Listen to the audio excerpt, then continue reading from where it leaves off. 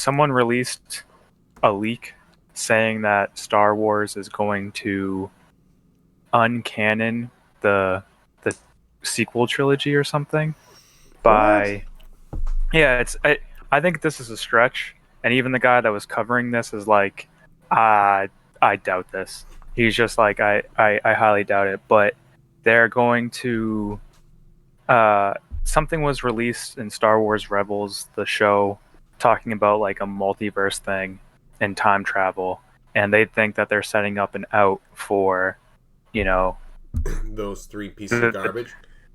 yeah, I think that that's too much of a like. Well, I mean, you do whatever you want, but no, Yeah, thank you. At that point, it's kind of like a no. I don't care. No, you already Disney. You can't own Marvel and Star Wars and then do a multiverse with one and then go, hey, no, it won't fucking work. Fuck off. No, Don't use the same trick all the time. It didn't make sense, but apparently there are at least talks inside Disney saying like we can't fuck up like this, and that's what someone picked up on, saying that hey, Disney is starting to realize that these movies aren't as great. And then they're like, the guy that was reviewing it was like, it's never going to be fully deleted because they'll have to admit that they did a shitty job, and they're never going to say that publicly. They're just going to try to take it in a different direction or something, but they've already destroyed the Skywalker saga, so it's just that's it. Hey, do you guys have like literally a giant canon of literature that we could just pull from and then do something cool? No. Let's hire writers. The first thing they did was burn it. They were just like, no. And then fucking, what's her name? Kathleen Kennedy said, we don't have comics to go off of. It's very difficult. And you're like, what? And then people are just like, it's like the SpongeBob meme with like all the fucking diapers or whatever. And he's just like ripping down the walls and showing, and then he goes outside and there's just a pile of it. And then there's like, the fans literally have things being written since the 70s, since it came out. Yeah. And there's plenty of things to go off of. Right. So it's like there's the games, there's the, there are comics. Yeah, Lunatic. There's comics, there's books, there's, all sorts of games, there's the different shows. It's like, you can't be that confident when you're that wrong. Yeah. Well, actually, when you're that wrong, all you can do is be that confident. Right. I remember in like 7th grade, Sean got a book at like some kind of book fair thing that they ran at school, and we looked through it, and it was an old Star Wars one, and someone wrote like an entire concept for what happened after Episode 6, and they were talking about how they had a concept of Luke wearing Vader's armor, but not like the helmet, just like the gear. It made no sense. But then they had a whole family tree of Luke's kids, and then they had Han Solo's kids with Leia and all these things, and they started building upon that, and we're like, this is amazing. And the only thing they used from that was Ben Solo, and I think that was supposed to be Luke's kid because Ben is his master, so it made more sense. Or Ben Skywalker. And then it was just like, oh. And then they had like Jedi Academy, Jedi Outcast that they could have pulled from too. Like Luke was going around teaching people and everything. But they're like, let's just destroy the Academy. How about the Knights of the Old Republic stories? Like you could have easily just done those. Yeah, but that's hundreds of years ago. Yeah, that's not like related to the Skywalkers, and that's still potentially coming out. No, I know, but I'm just saying that like when you're like, okay, we're gonna make more. We bought the rights from Lucas. We're gonna make movies. Okay, one of the most wildly popular things ever that you could dip your toe into and screw around with a little bit if you wanted to. Here you go. Yeah. Well, that's what like people were saying. Rian Johnson wanted to deconstruct Star Wars. That's why he was just saying like, hey, you know this? It's gone. You know that? It's gone. Like he wanted to deconstruct it. And that's what KOTOR is too. It wasn't like artsy and like, ooh. It's literally said to destroy the past. Right. Let it die. It's just like, dude, kill it if you have to. And don't get me wrong, the line was delivered well because Adam Driver was like the good thing about those movies. But it's still something where it's like, Wait, what? No, that's a terrible. What is the concept of this? If you're gonna kill it, replace it with something good. Yeah, Not like, oh, exactly. actually, just kidding. It's the same thing, but it's worse. But also, here it is. Did you expect this? No, worse, right? Gotcha. There's a little part of What? me that still is happy I didn't watch the last one with like this kind of feedback. Oh, I haven't yet. Yeah, I'm I haven't. I'm going to, and Let's sit back and get ready. like I'm when I went to see the movie that doesn't exist, it was something where I was excited about it. That was going to be a fun movie. And when I was watching it, I went, oh, this is awful.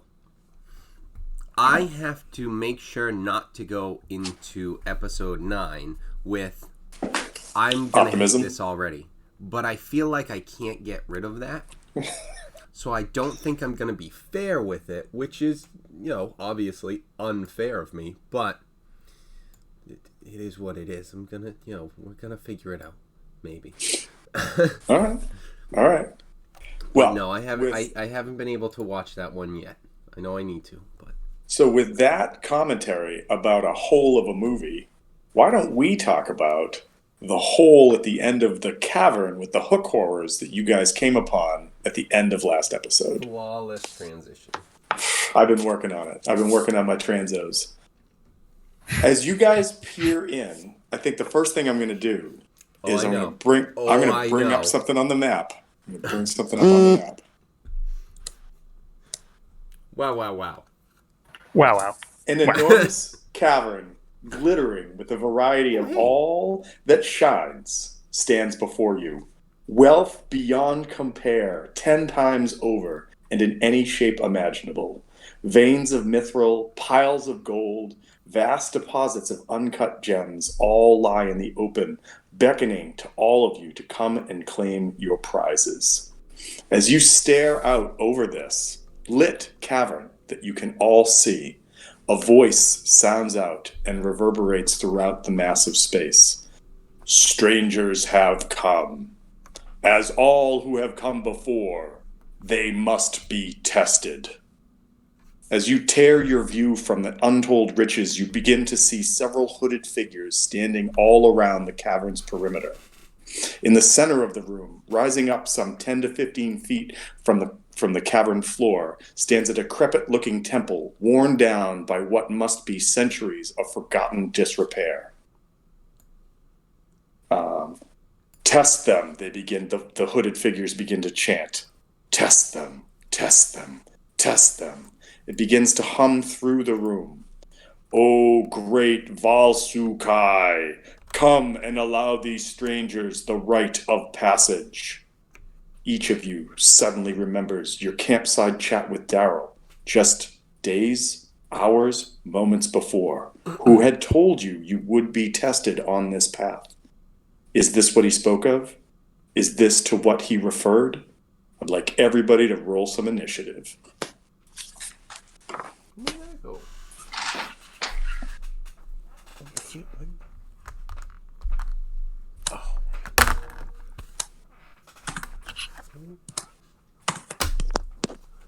Got a. Wait, who got it? Seraph or Baller? Seraph. Seraph got a 19. Baller got an 8. An 8. Okay. What was really sort of like horrifying right there was I got done reading that and there was like radio silence and I'm like, did I just get cut off? Did I literally just read that whole opening scenario and nobody listened to it? That sucks. But all right. Reamer and Els, what'd you guys get? 1 second. And this guy.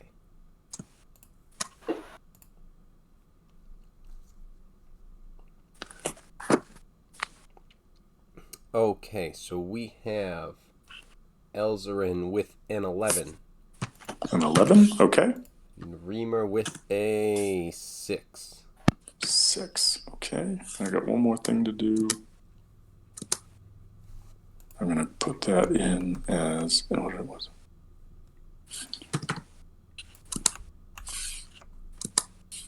Come on. Okay. So we're gonna do this. How? Sorry, is it what's descending? Sort options descending? Yeah. Okay. Okay. The issue is you're gonna have to replace, because the only one that's on here is this guy, which is Reamer. Yeah. Because the other ones I think are on the turn order from a different map. You know what I mean? I thought I just adjusted it. So from our view, we can see this hooded guy. Yep. On the turn order and Yep. Reamer only. I'm sure you have Oh. other things, but they're probably from the other map, like Oh, Elzarin. so all right. So I have to take you. Okay. So This hang on. specific icon. All right. I'm just gonna jot this down real fast. So Els had what was it? What did you have, Els? The easiest way to do it: highlight these guys, Okay. all of them, and just add turn, and then you just change it. Add turn. And then they're going to be at the bottom of the initiative. We I can see gotcha. all of them. Okay, so you know what? I can even just... Yeah. I put mine in. Yep. No, what are you doing? It's 11. I do this all the time where I'm like, sweet, I'm all set. And then Kevin's like, it's on another map. God damn it. You were saying that. No. What is happening? Okay, so we do this. All right, cool. All right. The first thing I want to say to you is, since it's Seraph's turn, Seraph, the reason that you all got to roll initiative was because your spidey senses, that shrill sort of like high-pitched sound effect that your Sword of Warning gives you, has given you the heads up that there's something that might bear you ill will in this room, but you're not sure what. Give me a perception check. So, do I feel fine with the hooded figures? Give me a perception check. Okay.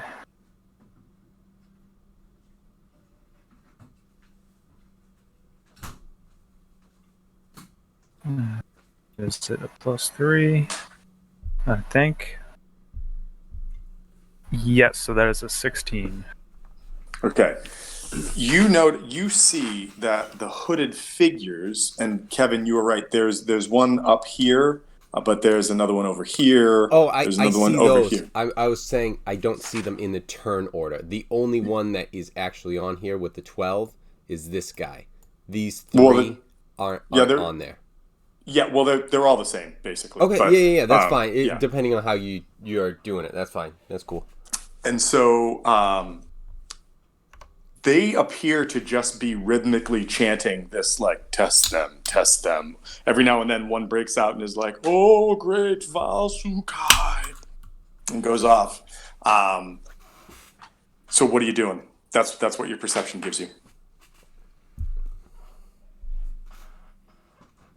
And also, what is your dex? It doesn't matter right now, but what is your dex?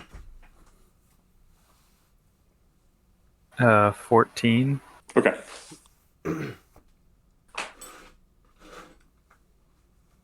I'm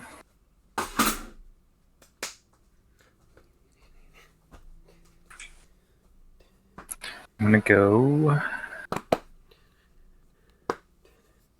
I think, right up here, the edge of the corner, and I'm gonna yell over to this guy, like, who? Like, what are you chanting to? And I'm just going to take like a defensive stance, so like the dodge action, and hang out there. Okay. He does not appear to respond to you at all. He just like it's almost like the hood's down, can't see the face, the cloth robes are up over like the hands, but the hands seem to be clenched together in front of like his body, and he's just like, test them, test them, test them, test them. So and like I see his bare hands. Does it no, you don't seem see his like bare hands. That's what I'm they're saying. like Is like they're gloves? no, like think of like a I don't know, like a think of like a monk's robes, right? Where Yeah. like if their hands are down by them sides, or they cross their arms within the robe sleeves, you Oh, wouldn't okay. see the arms because they're just like thick, heavy fabric over it. All right. So I don't see anything. Okay. All right. I mean, it's a humanoid shape. It probably stands, I don't know, like 5'9", 5'10" tall. Like doesn't appear to be of like any sort of crazy build or whatever. And the voice doesn't is in common, just sort of like test them, test them, test them, and that same sort of like chant is going throughout all of the rest of the cavern, with all the rest of these hooded figures as well.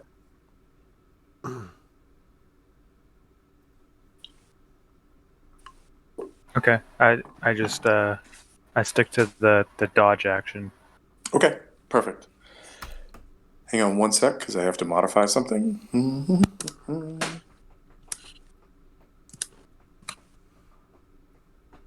You guys see something start to move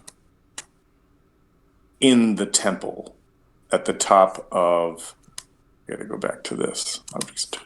All right, in like the sort of inside this large structure that's right here. Can you see where I'm pointing on the map? Yep.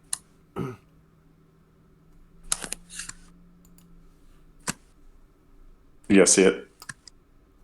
Sorry. Yes. Okay, cool. And it did So drag it there. Okay, cool. I used the shift click to do that. So, all right. So you guys see, like, all of you see something start to like rustle and move in there, but it has not made an appearance yet. All right, and it goes to the hooded figures, and the hooded figures just continue to chant. They're just like, test them, test them, test them, test them. Elzarin, you're up. Actually, let me just do this. You're up. All right. I'm going to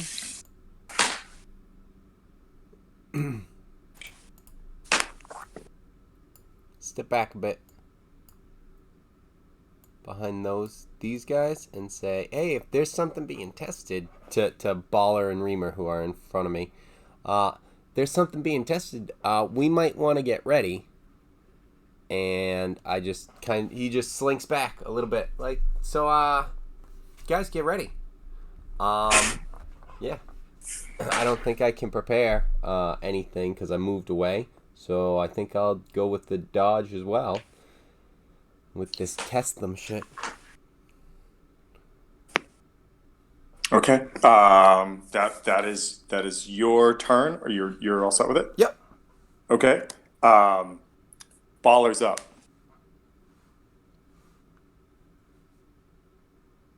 Okay. I'm gonna ask Reamer. I'm gonna be like, I think I saw something moving in there, and I want to get the jump on it.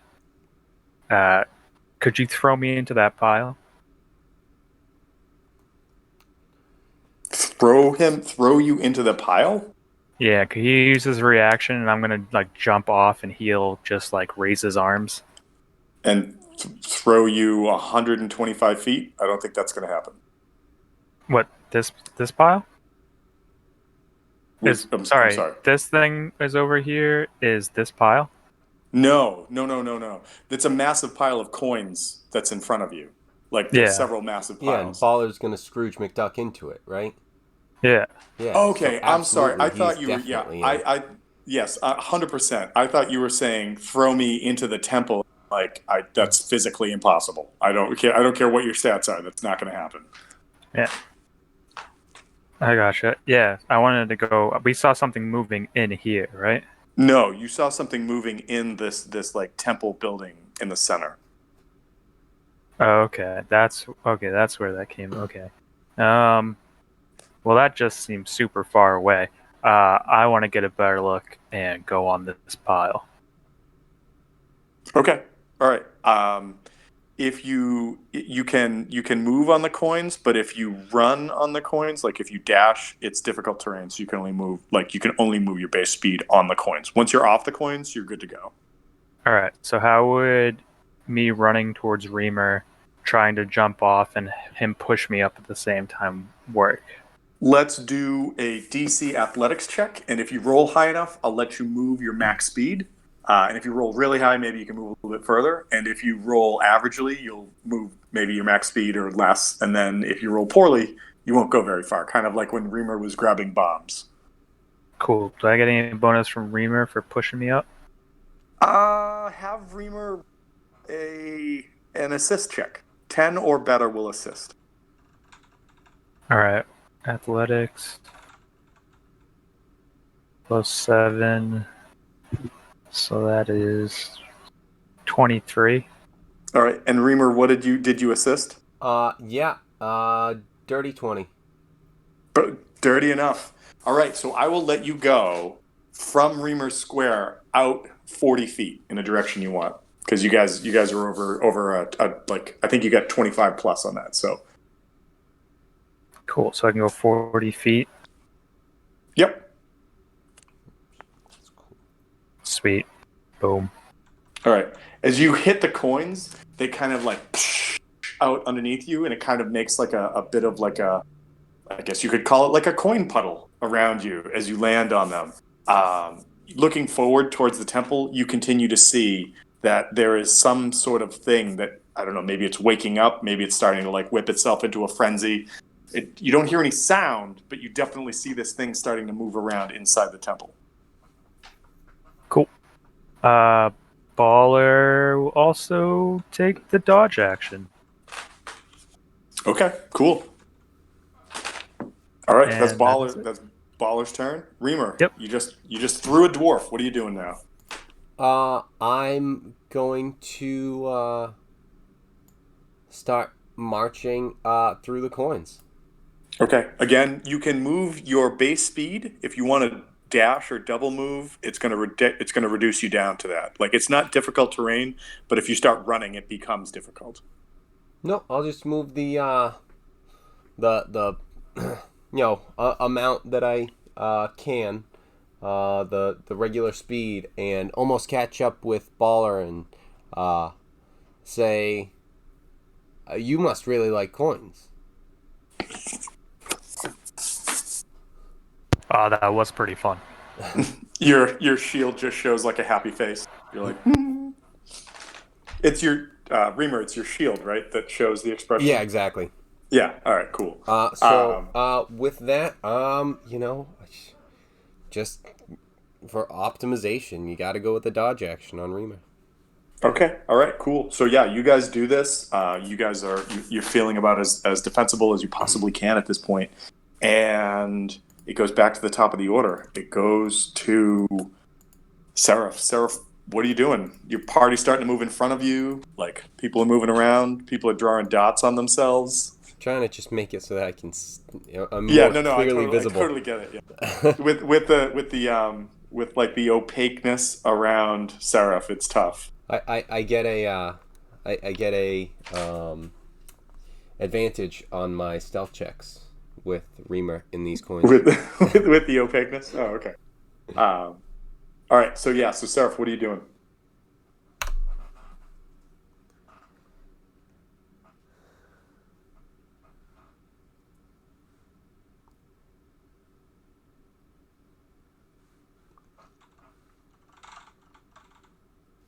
Okay, I was muted there. I took the dash action and moved all the way to the end of the coins. Okay. You like, as you move past the coins, you start to see like emeralds and rubies and just like deposits of gold all around you, and there's so much wealth in this room that it's you just can't even fathom it. So once you move up there, what else are you doing?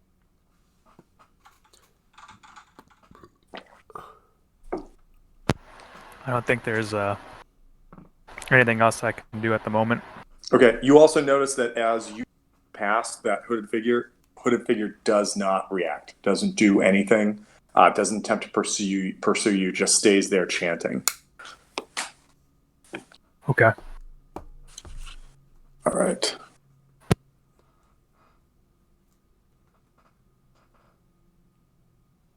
Okay. With that, all of a sudden from inside I gotta change the maps things here. From inside GM overlay. Boom, boom. Okay. Emerging from inside the temple and like coming out of the main entrance, kind of like smashing through some of the doorways you would anticipate that are just hanging there. This huge snake, like this like large snake with a human head, emerges out and looks out and just sort of like in a hissing voice says, "I have you summoned Valsukai." And the voices in unison are like, Valsukai, test the stranger. And you see that Valsukai starts like uttering something, like seems to be like its mouth starts like moving around, like, and I can switch back to this.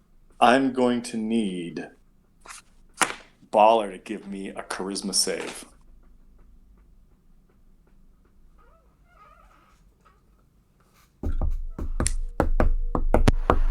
Okay.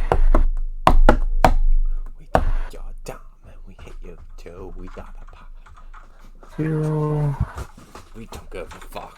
And I don't think he's in range. Nope, just out of range. Actually, quite a bit. So that roll is a 6. Okay. All of a sudden, Baller winks out of existence on this, like around you guys. I'm going to explain to you what Baller sees because obviously I'm not going to private chat this. There's only the two of you. Baller's eyes quickly, like, it's almost like when you look in the sun too fast and like vision goes and then it comes back. And the room of every imaginable piece of wealth that Baller could ever want disappears, and he finds himself on this rocky plain with no real features. It's just like brown dirt, brown rocks, a brown sky. There seems to be some light emanating from some source, but it's not a sun. There's kind of tumbleweeds or these dust devils just slowly blowing across in front of him. And Baller's eyes start to grow weary and close. And Baller is now incapacitated. Basically, an incapacitated creature cannot take 4 reactions. Oh, wait, so is he still there? No, he is now gone from the map in front of you. So I'm going gone and incapacitated? Yes. Wow. I gotta go back to... Hold on. I gotta go back to objects and tokens. And so basically, I'm just going to take Baller and put him off the map. Okay. He is not dead. Baller is not dead. He has been removed from this space and is currently incapacitated. And as all of this happens, you see that this like snake thing is staring directly at Baller. And then, bink, gone. Okay. Yeah. And he's metal, you said? Mm-mm. No. Better like metal snake. Like very large snake with a human face or human head. Okay, I don't know what I heard then. Okay. Like, no, I mean, in a way that's metal. Like, I would imagine that you would metal, write, but like metal, like rock. Yeah. Can you forge a better metal snake? Can you? This may be a better metal snake. Better metal. Anyways, that being said, all right, that was that creature's turn. It goes to these hooded robed figures. They continue to chant. They're just like, now they're just like, oh God, like once Baller is sort of like removed from the scenario, they're just like the chant goes up, crying louder, like Valsukai, the champion. And it goes to Els. Els, what are you doing?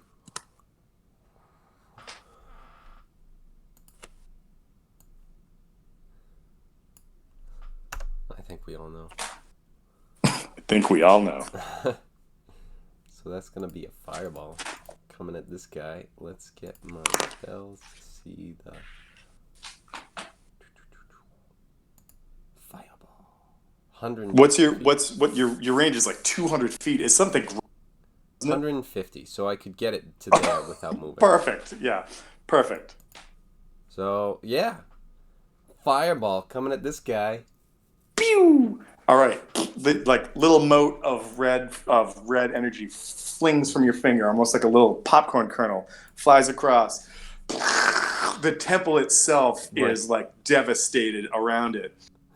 And you see the figure as the fire starts to dissipate, kind of like shakes for a sec and then disappears. Well, guys, that wasn't really that hard. Some test. You're welcome. Yeah. Uh-huh. So you notice that Baller is. No, I don't. No, I don't. I don't know. So I walk up to the coins and start picking some up because I've definitely earned them apparently. Done my part. And yeah, that's my turn, I guess.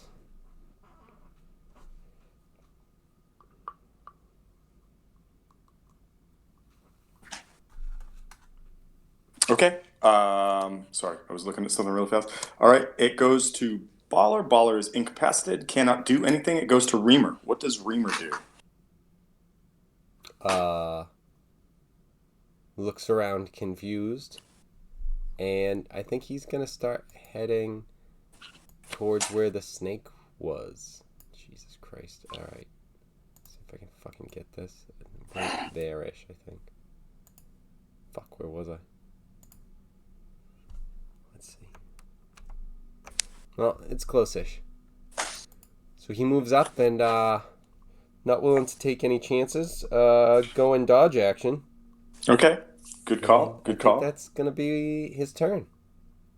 All right. Reamer goes to Seraph. Seraph, what are you doing? All right. And I don't see this thing here. It disappeared, right? No, I'm sorry. Yeah, I can get that off the map. It is not there in the temple in utter ruins. However, the people, these robed figures, are not daunted and are just like Valsukai, the champion. I move there, dodge action, and that is it. Okay.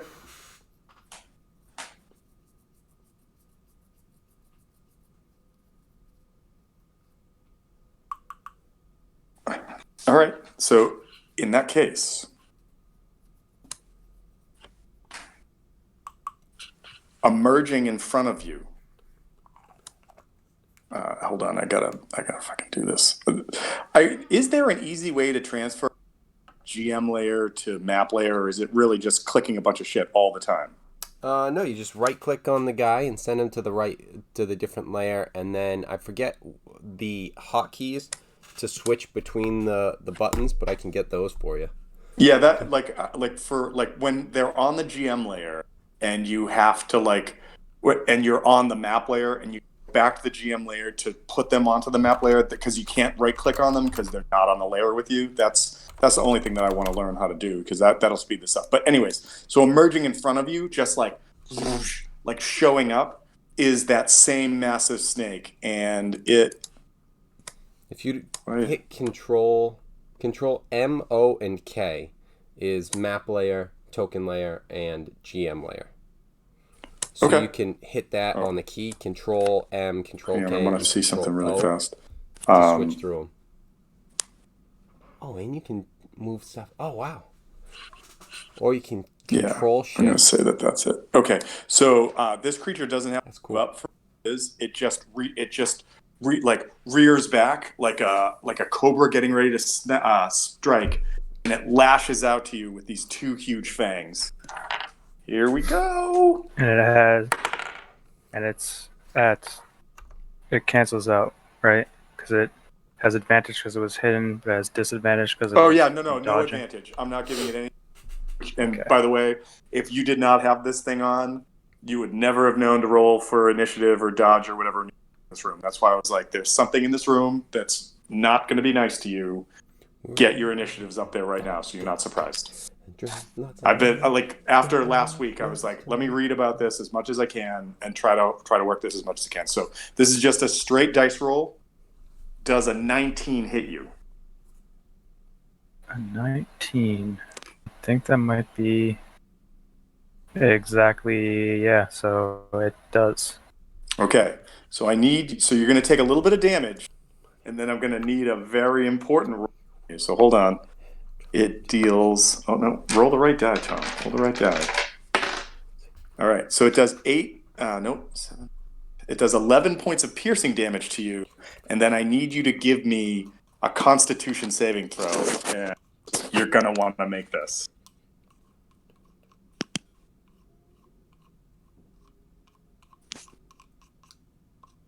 Serve. +5. So 19. All right. So you save. Now I got to do this. Hold on.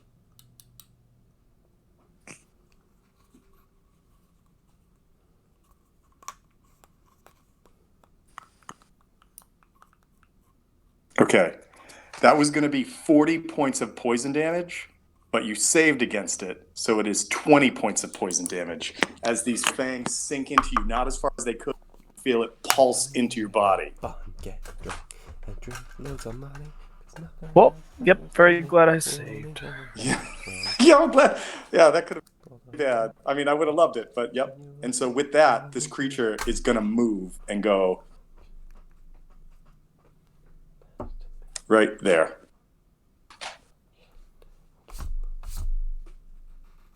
And that is that creature's turn.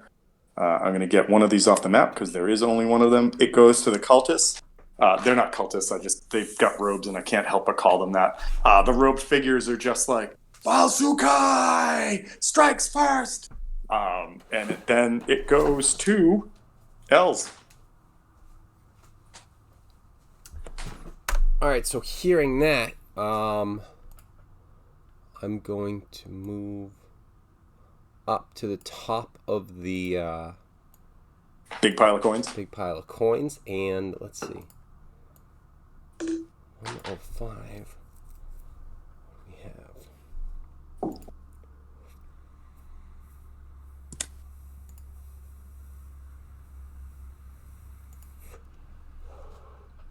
Well, I'm gonna just try and throw a firebolt at this guy to see what happens with that, and that's a hit with a 19 on the die, so 26. I would imagine if that's not 26 is a hit.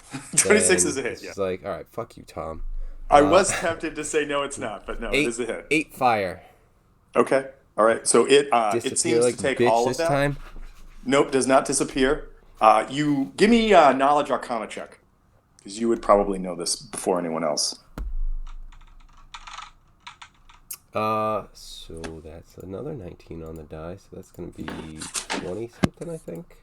You get the feeling that there was some 24. Either mirror image or like shift self kind of thing going on with this thing. Yeah. And it was sneaking around the rocks while it was making itself look like it was in the temple. Clearly it's been tested before and was like, I know how to dick with these people. So it may have really hoped that you had all rushed the thing because that would have made you easier prey. But when you spread out, it was like, let's start picking you off one by one. Yeah. So, all right. So that was, you moved, you attacked. Is there anything else you want to do? No, I don't think so. No, not yet. Okay. Maybe I'll get a third level spell back, actually, with sorcerer points, because I have to use a bonus action to do that. Okay, I was just going to say it's sorcerer is a bonus action for that, right? Yep. Okay. So Baller, still sleeping in the weird plane of dirt that he seems to find himself, goes to Reamer. What is Reamer doing?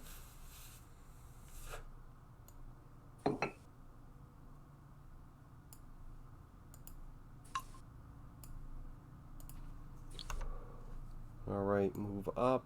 55. Let's see the distance on this guy. I'm hoping it's 60. 60 feet. Unfortunately, I guess we're going to do it. That's a dex saving throw. And I'm sure you're probably good at dex. Here we go. Dex saving throw. It's not that great. It's a 13. Wow, 15. So it takes 12 points of damage. Is it like a type of damage? What is Radiant. Radiant. Okay, yep. It goes through. And like the thing kind of like, you see it kind of cringe a little bit as this like sort of flare-like effect just radiates into it. And nope. I was thinking of something else. That I thought there was something else that goes along with that, but nope. It's just a straight up damage. So, yeah, I think that's all I got. Okay. All right. So that was Reamer, and it goes back to the top of the order, which is Seraph. Seraph, what are you doing?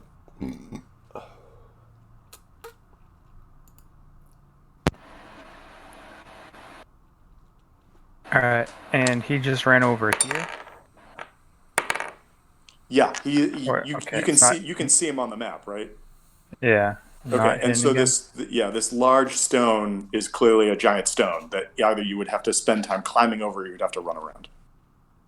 I'm gonna try to get close to Reamer. That's 20. Can I use 10 feet? So it's difficult terrain? No, you're fine. It was only if you were running through the clouds that it became difficult. All right, I just want to get within range of Reamer, and I'm going to say stay close. Probably Elzarin should probably stay close as well. Or stay far. You just hear the background.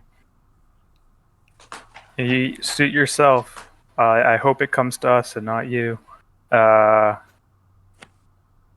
I can't help from that far away. And Alright.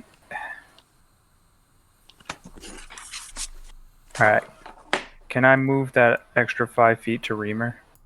Yeah. Yeah, Okay. you can move, like in the 20 I had coins, 30 you feet. can move up to your base speed. It's just, Okay. if you start running, you can't move more than your base speed. I am going to cast Armor of Faith on Reamer. Okay. Does that give like a cool effect? Like all of a sudden, like, a holy symbol appears over his head or Sorry, something? not Armor of Faith. Shield of Faith to Reamer, and it's just a buff. Oh, cool. And it gives them +2 AC. Is Shield of Faith something that's a concentration spell for you? It is. Okay. All right, cool. All right. You moved, you cast a spell, are you doing anything else? Let's see, under bonus actions, I don't think I have one to... Nope. Yep, that's it. Okay, cool. It goes to this creature, and this creature is going to... We're going to go... Okay, this creature is no fool. It's going to back up another 10 feet or so, and I'm going to need a dexterity save from both Seraph and Reamer as this column of fire drops down on both of you. Okay.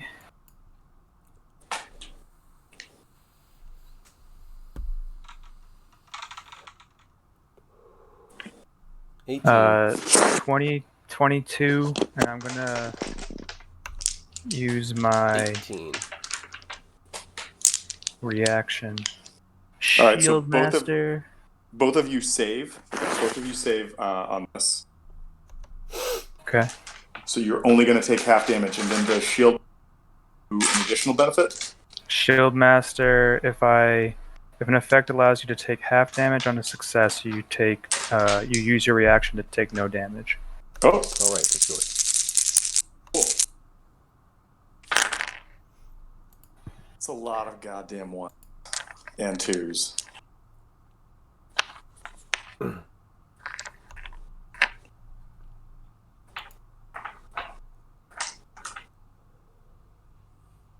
All All right. So 12 and 7 is, what are we talking about? 19. So 19 points of damage reduced to 10. So that is 10 points of... Reduced to 9. Oh, you're right. I'm sorry. 9 points of damage to Reamer.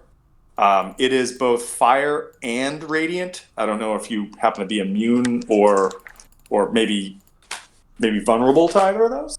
Yes, no? Reverse vulnerable. How much of each? Which was the 12? So the 12 was fire and the 9 was radiant.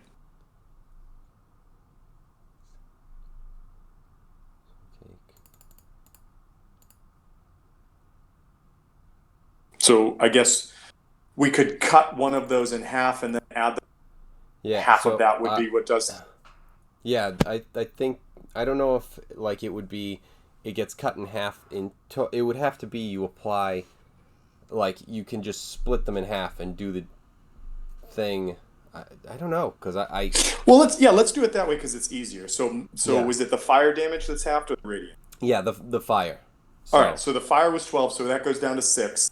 The 9 radiant stays, so 9 and 6 is what, 15. Well, half of that is 7. It was so 7 points of damage. 7 and so it would be 7 and 6, so 13, and then half of that. Because you're thinking 9, because it was 12 and 7 equals 19, so it was 12 and 7, and then the 7. No. 12 reduced. Oh, you're right. I'm sorry. Yeah, that's right. I'm sorry. Yeah, you're right. I was like, no, I just did the math again. You're right. You're absolutely right. I just want you to know. I want you guys to know that I rolled 10d6. I rolled 4 1s and 4 2s. So you guys really lucked out on that one. All right, and so the creature moved. It sees that it didn't really take as much of an effect as it wanted, so it's going to... I think I'm just going to move it back a little bit further, and it's going to sort of like... Shut up, what? All right. And, Seraph, you said that it had no effect on your shield master, right? Correct. Okay, so that was its turn. Hooded figures are kind of like, oh, come on, Valsukai! And it goes to Els.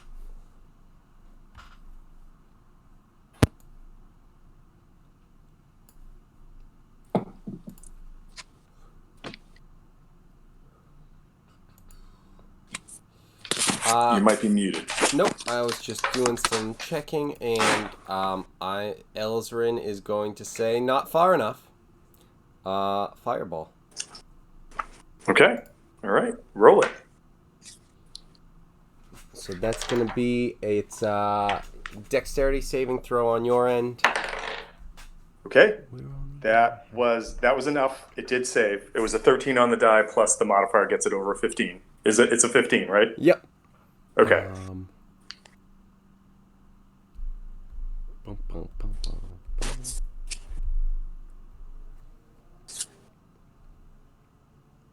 If you want to roll multiple ones as well, that would be great. I'll do my best. I think that's a lie. 3, 4, 5. I get 8, right? So that's 30. So reduced to 15? Yep.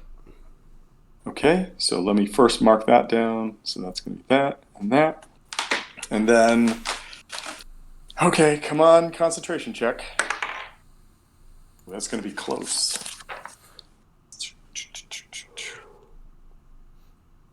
That is not enough. And with that, Baller shows back up on the map.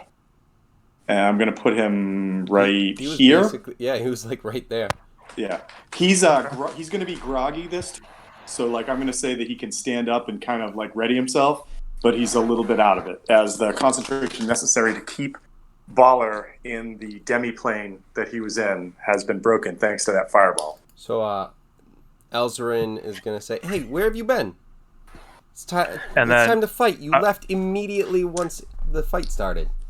I'm going to turn to him and then just throw up some dirt or cough up some dirt and then try to get oriented. Okay. All right. He definitely like hops back, like whoa, whoa, whoa! Watch the hair. What's really funny is I thought you were saying Seraph dirt, and I went, I don't even understand what that is right now. That's crazy. We just have this weird inside joke about Seraph eating dirt. It's like what? All right, so don't worry about it. It's funny. All right, so Els, you cast that. Are you moving at all anymore? Are you staying where you are? No, I'm good. Okay. All right. Support Baller.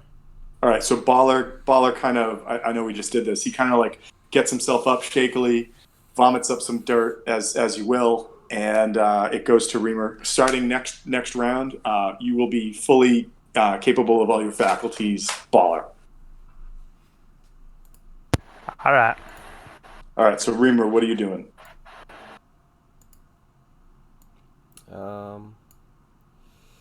Running to there, and then I'm going to we're gonna make a what's it called? Dex check. You're gonna make it. I'm making a dex check, or you're making a dex check. Okay, I was like, what? You can make a dex check. I don't know why you do that, but that's an 18 on the die. I think I probably passed. Yes, so you're good. Okay, all right. What is it? So that was Reamer's turn. It goes to Seraph. Seraph, what are you doing?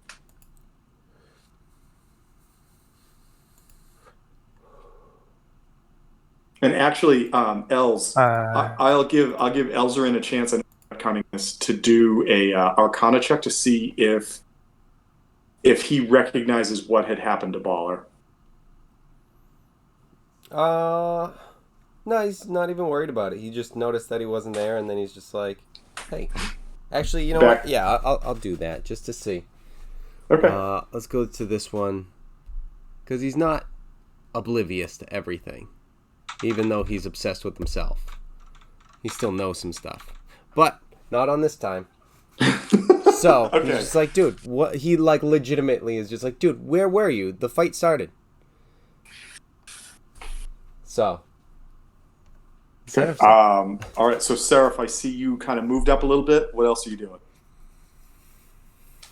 Can I make a perception check to find a hidden creature? Yeah, sure. Roll a perception.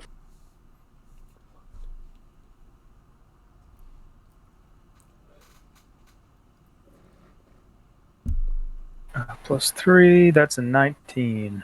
Okay. You are convinced that there are no hidden creatures around. All right. Or anywhere that, let me put it this way. Anywhere that you're perceiving, you're convinced that there are no hidden creatures. Okay. Well, I never use this because I don't even think that this will work. I want to activate my Divine Sense so I can detect all good and evil in the area. And I can sense... I'm sorry. Divine Sense kind of just feels like the paladin version of essential oils. So don't try to start selling us shit. It pretty much, it doesn't really do much because I'm pretty sure this creature isn't any of the above. So if this creature that we are facing is celestial, fiend, or undead within 60 feet that is not behind total cover, then I know its location. And if there's any holy ground around here, like the Hallowed spell, then I know where that is too. Okay. All right. Hold on one sec. I just have to look something up really quickly. Because I do.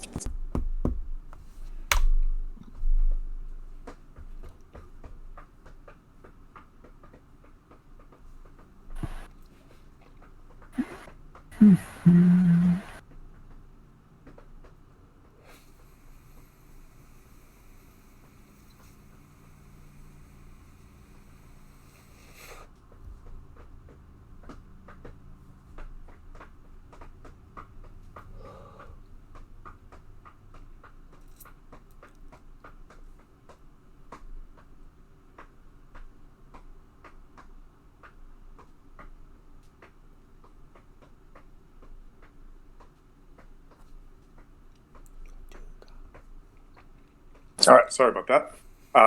So what you realize is that this creature that's in front of you, this giant snake with a human face, does not register as any of the above mentioned deities. It does not come across as being holy, but it doesn't appear to be fiendish either. It appears to be outside the spectrum of like good and evil. Maybe you might think that it falls maybe into like chaotic or maybe neutral, law-based perhaps. You're not sure, but you know that it's not that. You also recognize that the temple that Elzarin blew up recognizes as something outside those mediums as well. Like it's not like a holy blessed place, but it feels sacred in some way. You get this based on the scraps on the floor that aren't burnt yet. Well, I mean, remember that it's up. Scattered amongst your feet are so many symbols of a religion that, it's more neutral than what you're looking at. All right, so you moved up, you did that. Are you doing anything else? I think that is all I can do. Well, just out of curiosity, isn't Channel Divinity a bonus action, or is it an action? It wasn't Channel Divinity. Oh, okay. It was just it's Divine Sense. Yeah, it's separate. Oh, okay. All right. I was reading about clerics earlier, so that was just stuck in my head. I'm a paladin. Well, I mean, you're kind of like the. That's kind of what you are, but I'm next to our cleric, though. Yeah, he's right there. Playing that role, just. But yeah, I do have that is what is it? Divine whatever. I do have that, and I haven't used it yet. I have 2 uses of it. One is Persuade, and the other one I just haven't used yet. So I hope I can use it soon. Okay, so this guy is going to take another couple steps back. Boop. Nope, not that far. Right there. That's good. And I'm going to need dex saves from the 2 of you, from Seraph and Reamer again.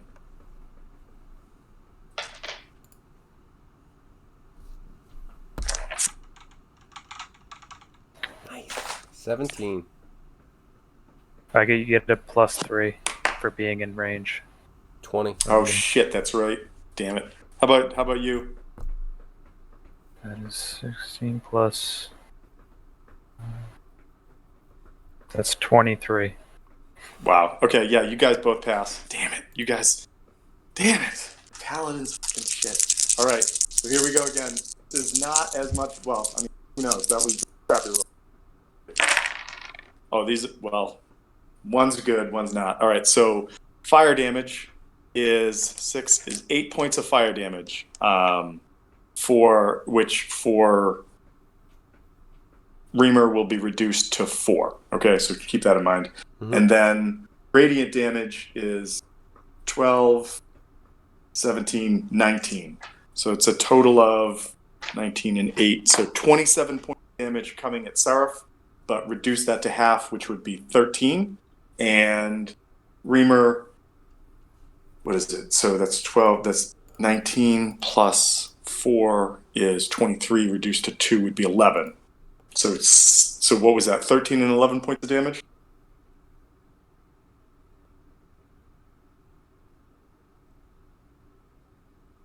Kevin? Was that the I'm not even sure. Trying to keep track of this. So all right, so just to do it again. So there were 8 points of fire. So that reduced to 4. Yeah. And then there were 19 points, right? 12, 17, 18, 19. 19 points of radiant. Okay. So 19 and 4 is 23. Reduced to half would be 11. Yes. Sounds right. Like that. Yeah. I mean, that sounds all right. Yeah, if it was 19. Yeah, I rolled 2 6s, a 5, and a 2. That was a way better roll for me. Not so much for you guys, but it was a good roll for me. I use my reaction again to just cancel it out. How many reactions do you have like that? It resets on my turn. Oh, I'm sorry. So it's not like it's not something you can use reaction and check a box. It's something Yeah, that's just a reaction. Yeah, I mean, my reaction is done like until Next turn, right? yeah, until it gets to my what was it, the top of the turn, Kevin? Start of Yes. your Bottom. turn. Oh The no, beginning top of of your turn. turn. Yeah. Yeah, because so even if you had used it the turn before, yeah. Okay, cool. All right, so that Seraph did his stuff. This thing did its stuff. The rogue figures see this happen and they're like, yeah.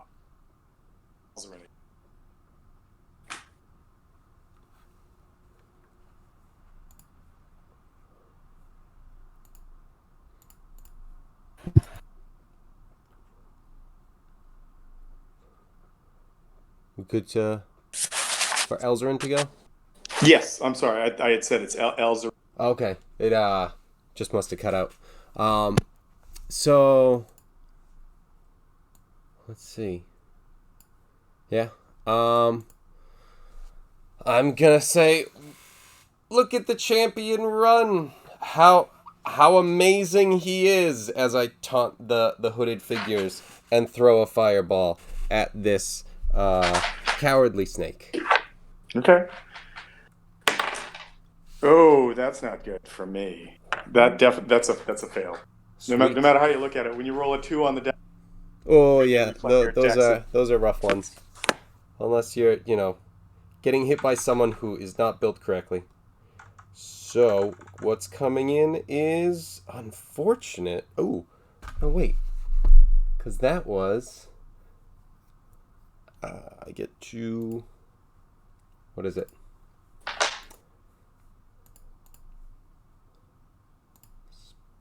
I don't know. What is it? I'm trying to find it just to make sure, because I meant to have said my sorcery point to do the roll one, because I think I get one empowered spell. I can re-roll up to 4 of the dice. Okay. Because I meant to. But you have to take whatever you correct. Yeah.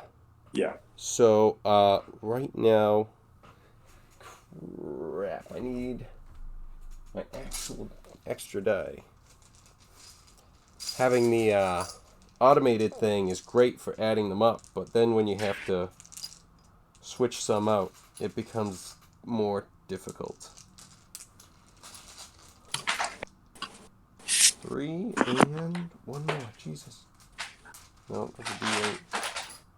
I have D6, I thought. Okay, those are better. So, I've got 11, 14, 16, 20, 30 again. Sweet. Okay. All right, so 30 points of damage. This, you see, he's not just singed from this, but there's actually, a portion of his body that's been sort of blown off. He looks like he'd be on the verge of becoming bloodied after this. Sweet. And I'm going to use a spell slot level to get some sorcery points back. So I'm taking away a level 1 spell slot. Okay, and just remember, before we go down the path that Littlefoot was doing, the higher the spell slots, the more sorcery points are necessary. Oh yeah, right? I'm keeping track of that. I'm there's a box that I can just check in the features. Okay. Yeah, it's got the whole thing. First is 2, okay, second cool. 3, 3, 5, 4, I just 6, cast 7. a 6th level spell, so for when I get it back, I don't know if that's right. Can only go up to 5th level. Yeah. There's a limit on sorcerers somehow. Well, no. I'm just saying that also it costs way more points. Yeah. Yeah, just make up a number. Right. Just say the next level's 9, and then there you go. I cast Wish. All right, I'm gonna use a sorcery point. I'm gonna cast Wish.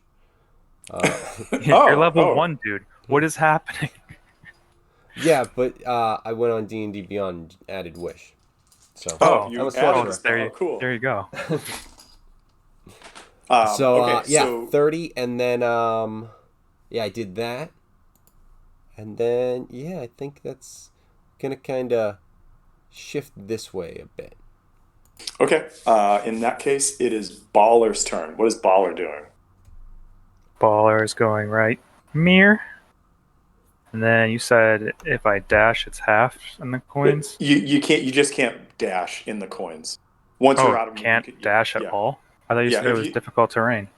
Well, no. So as soon as you start running, one square means it's two. So like if you're like you basically are limited to your base speed in the coins.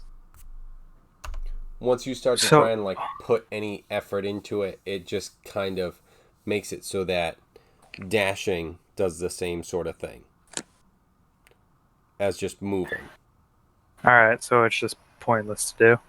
Yeah, so then you still have your action. Yeah, just it dodge just cancels then. out basically. Dodge, dive, duck, dip, dive, and dodge. And dodge again. Can you do all of those in one action? If you're I Patches O'Callahan. And that's how I'm a master at dodgeball. I trained under Patches. Hey, I'm white. WHIT. E. Yeah. So also, he taught me the survival of drinking your own urine, and he liked it a bit too much. Well, it's sterile. Do I need to drink my own urine? No, but it's sterile, and I like the taste. All right. So cool. Shit. What am I gonna do?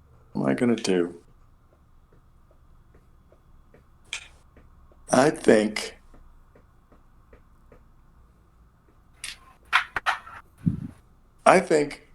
Oh man, who do I want to do this to? I just don't know.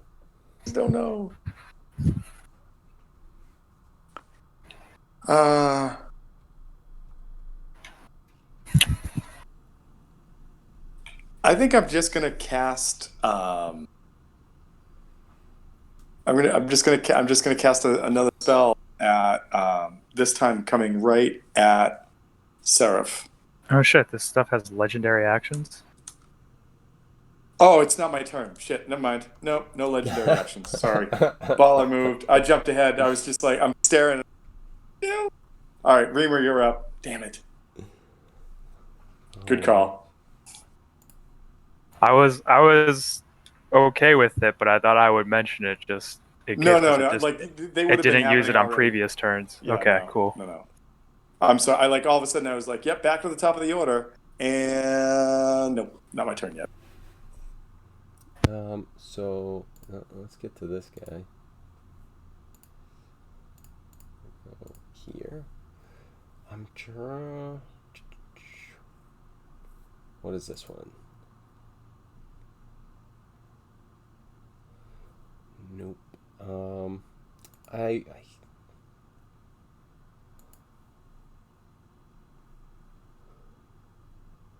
think I just have to move up and try and get this guy again. I don't know if I have something that might. No, those wouldn't help. Nope, that's that one. So yeah.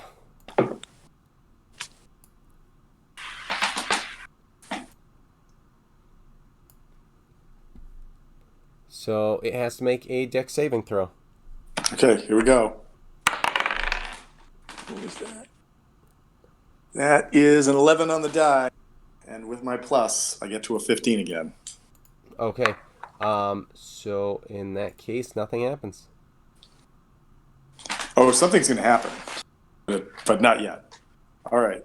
Seraph, you're up. I'm sorry, Reamer, are you done? That's your turn? Yeah. You keep running away. Right.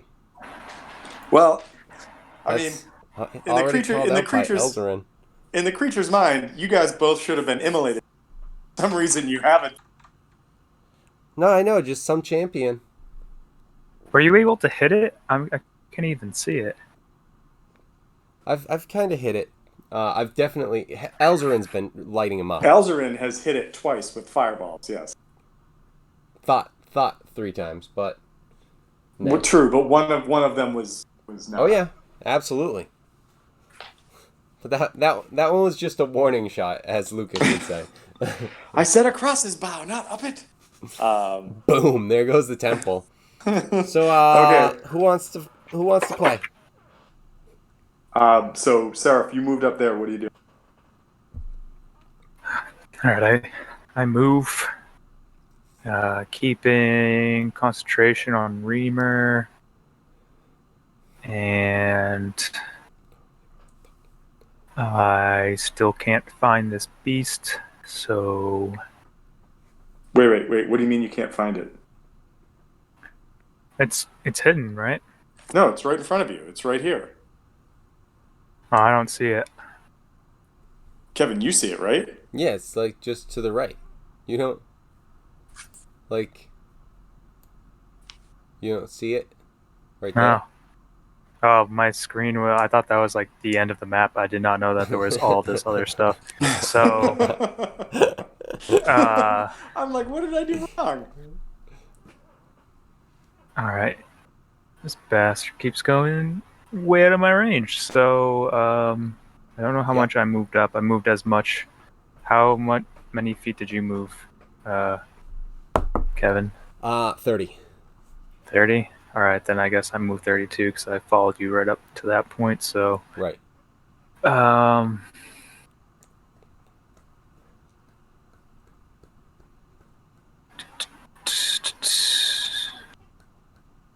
So that was that there last turn too, because I thought you just like moved it off the map again. That's why I was asking about the perception check. It was a little bit closer last turn, and then it moved further. But yes, it was there. Okay.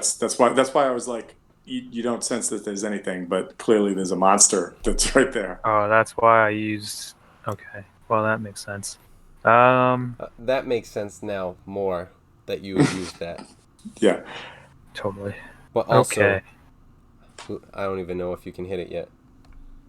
No, I cannot, and I am just going to dodge. So. Thank you. Dodge. I think that this creature is use another one of its abilities. Do I want to do that? So that's not working. You assholes are making me not have fun because that's not working. So I gotta check one thing real fast. What do I have up my sleeve that's gonna make this work? Metal, drinking, we don't give a fuck. We think you all suck. We are the pirate metal. Will that work? We don't kill dumb and we hate you. We are the pirate metal drinking crew. No, that's not it. Hold on. Sorry, guys. I'm trying to make it click on the right thing and it won't do it.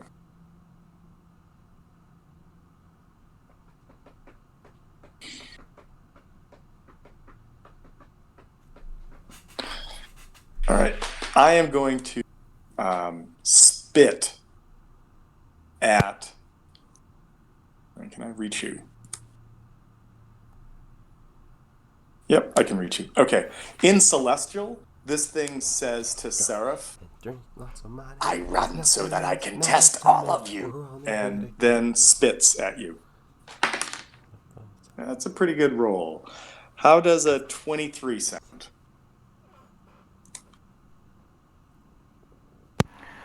23, that hits. Okay, give me a Constitution saving throw. Did it have disadvantage because I dodged? No, that's a good call. So disadvantage. All right, I rolled a 16, which would have made that a 24 to hit. Oh, so it rolled higher. Awesome. It just whatever. All right, Constitution saving throw. Wait, was there any base damage?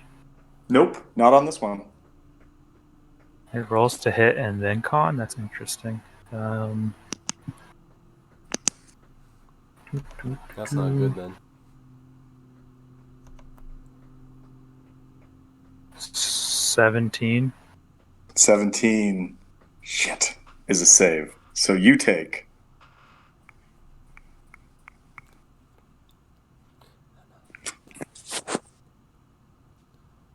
Almost 40 points of damage again, halved. So you take 39 by 2, 15 and 4. Yeah, 19 points poison damage as this acid flings out of its fangs, hits you in the face, searing near your eyes, almost blinding you.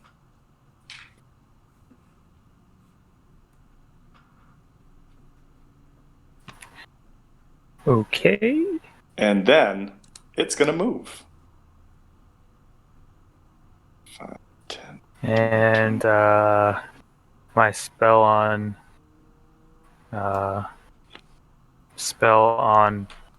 Reamer ends. Oh. Whoa. Mwah, mwah, mwah.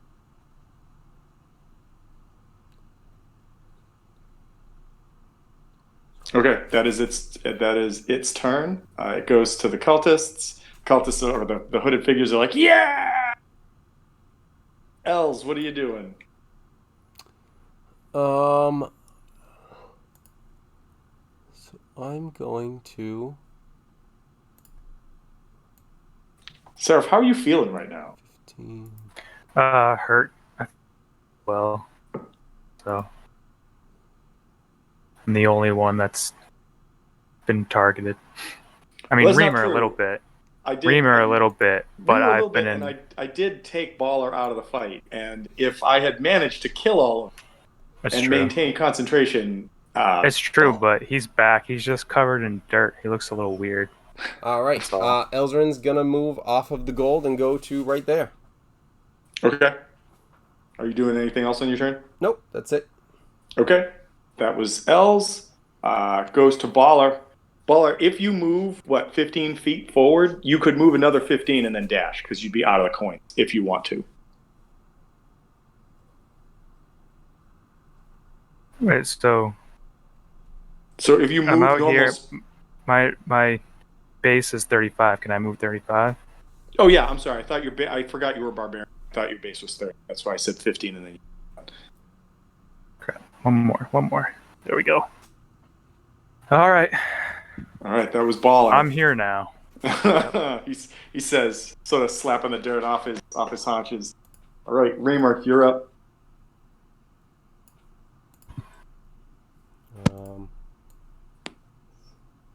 All right. I'm gonna make that guy make a dex save. Okay. I'm in range? Yep. Okay. Dex save it is. That is 8 on the die. Plus 4 is 12. All right. So he's gonna take 9 points of radiant damage. 9 points of radiant. Okay. Okay, he is definitely below bloodied right now, as, again, you guys just keep, searing him. I imagine, this damage just starts to make the scales on his body start to seem, withered and almost, burnt to a crisp, both from fire and from, radiant damage that's been being dealt out by you. All right, so I'm going to move behind the rock and end my turn. Okay. Seraph, you're up. What do you do?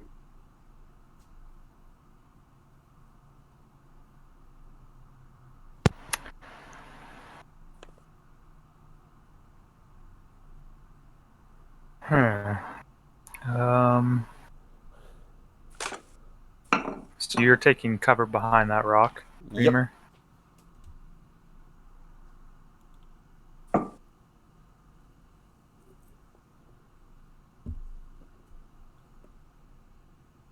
And that wouldn't even make sense.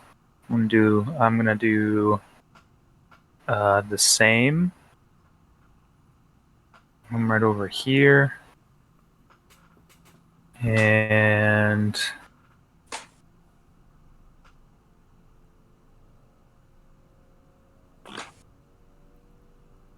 I'm going to use my ASMR healing hands. That's really not that much. Maybe I should restore more.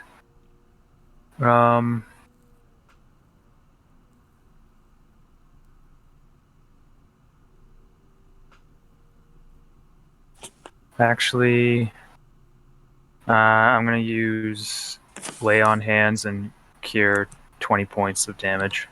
Okay.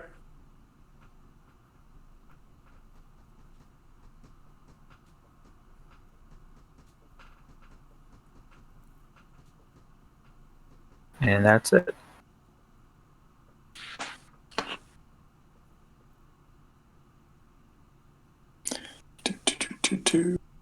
Okay. All right. In that case, it goes back to this creature, and this creature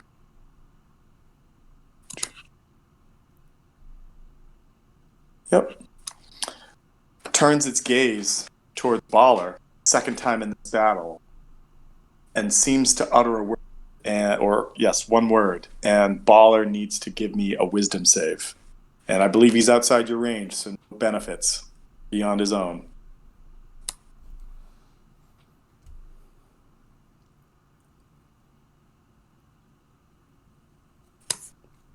Baller plus 2, that's a 15.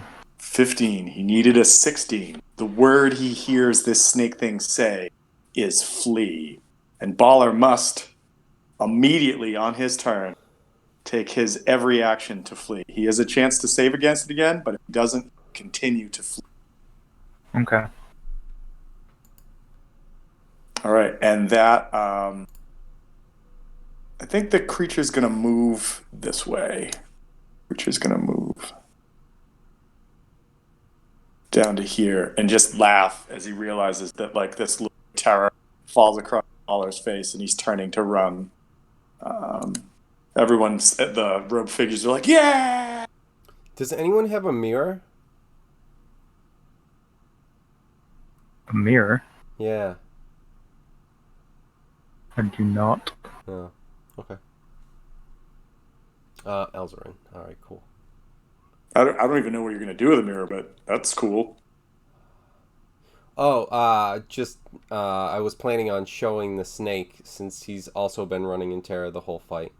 And so it's been pretty funny and ironic. I will say that you don't have a direct line of sight from there you go. Okay. Right. So I'm going there. Let's see. From there. Oh yeah, you got that from there.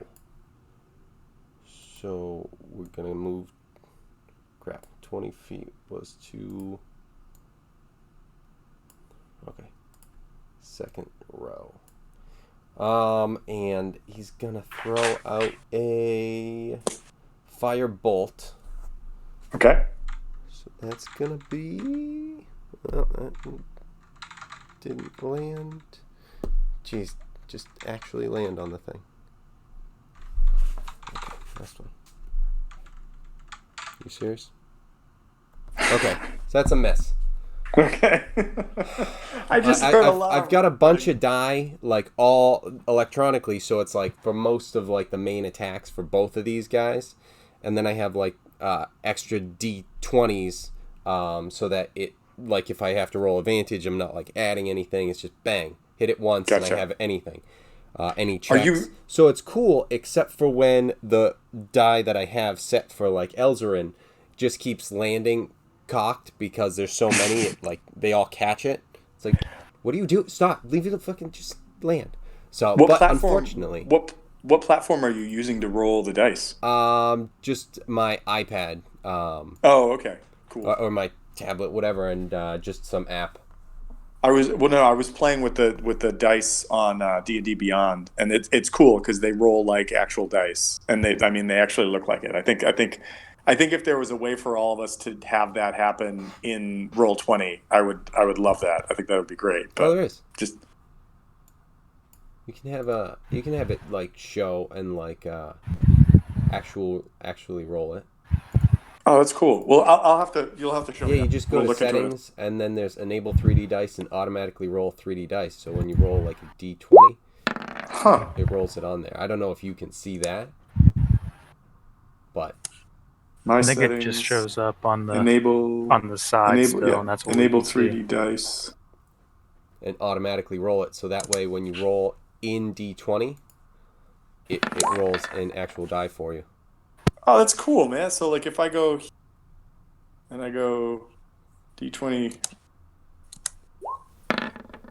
Oh, that's cool. I'm gonna leave that up. And like, can you just flick it, or do you have to hit roll? Roll. Like, so if I'm if I roll to attack and I hit it and whatever, if I'm rolling +7, I can do this. It'll actually do the work for me like that. 19 plus 7. I know it's a 26. And then it's a D8. So it'll roll a D8. So you just have to click each one. Oh, all right, cool. And you know way, what? Like with if you have the dice roller up and you have the advanced roll, you can put like, at this level, I'm rolling 3d8.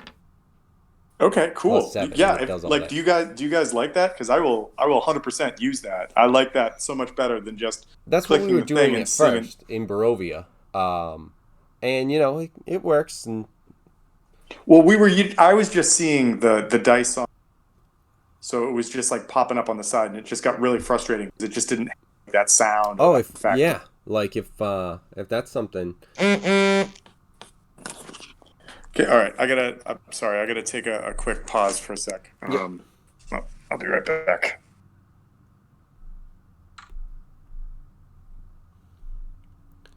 Little one.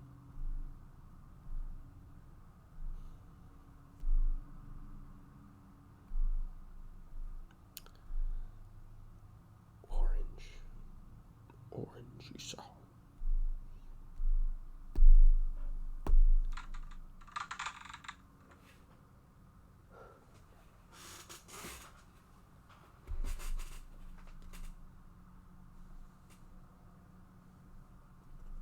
I haven't written any of my stuff down for Fenmilla for Lucas.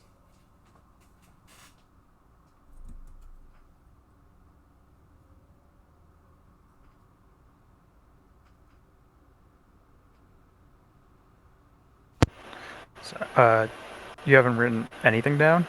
No, like I have all of my ideas. Obviously, I just haven't actually putting it down for for him to have. Right, backstory and such. Yeah, because like I already have a plan. I mean, with what I'm putting together, like for a backstory, it's like I have a backup character built into my backstory just because of like what I'm doing.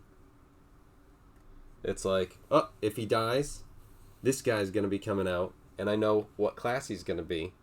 It's like he's gonna be a straight up druid all the way, because Fenmilla was a failed druid. Right.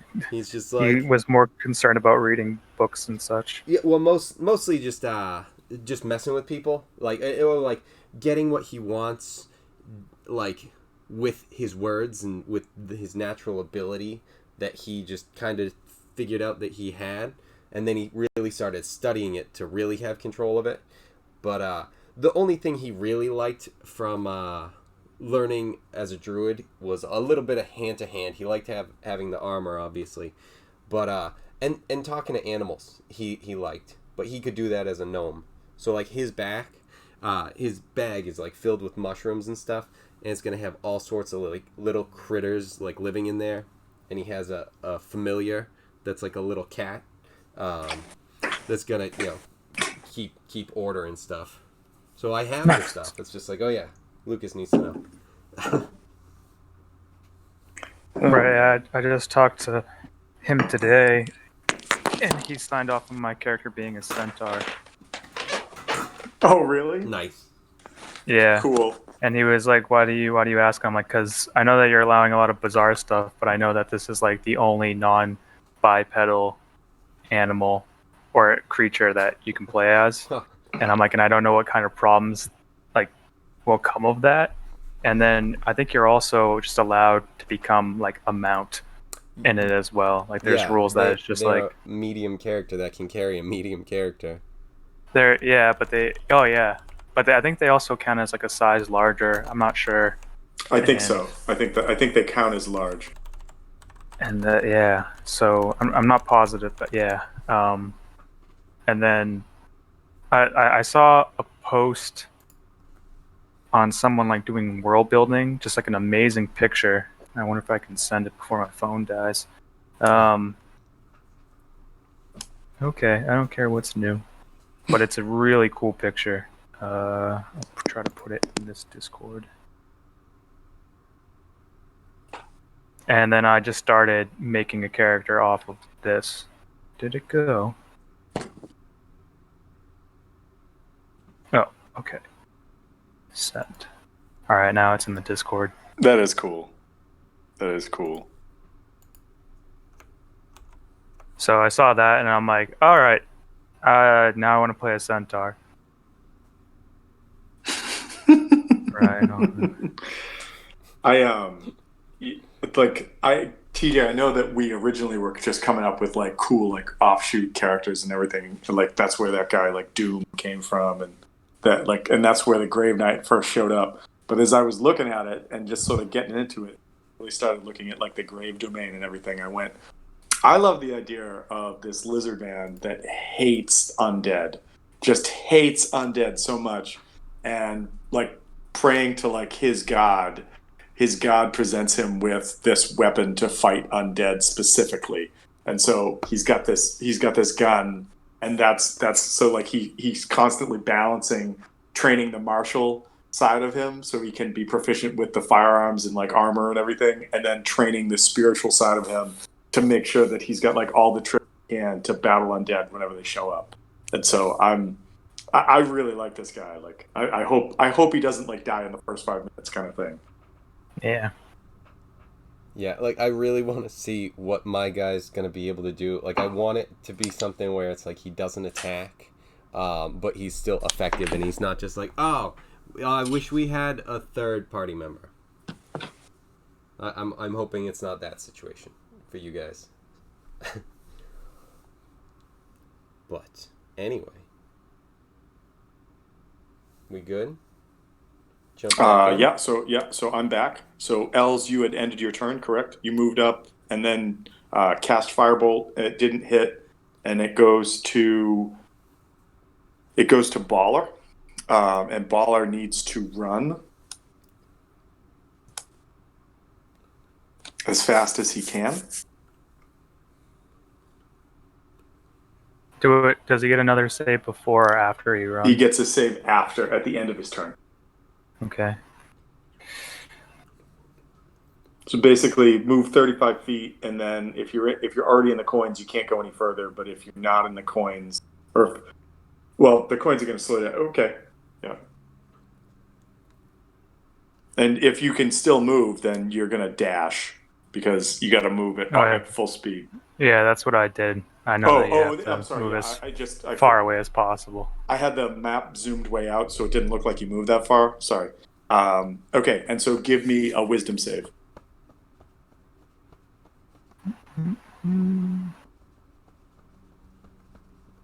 Oh, that's a natural 20. That's a save. So you like all of a sudden like you just kind of shake your head. The second time in this fight, you're like, "What is happening?" And you kind of like realize that you're way back, like across the battlefield again.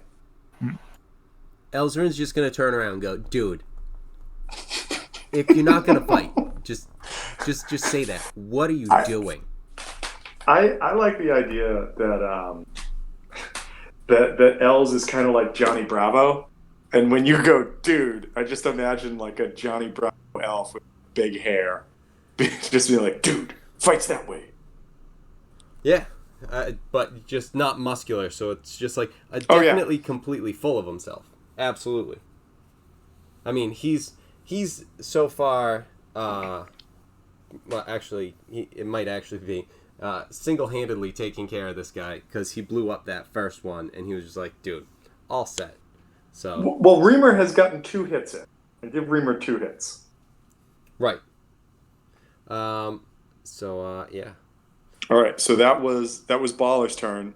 It goes to Reamer. Reamer, you find yourself standing there in the middle of these 2 stones. The snake has taken like another vantage point, and what do you do?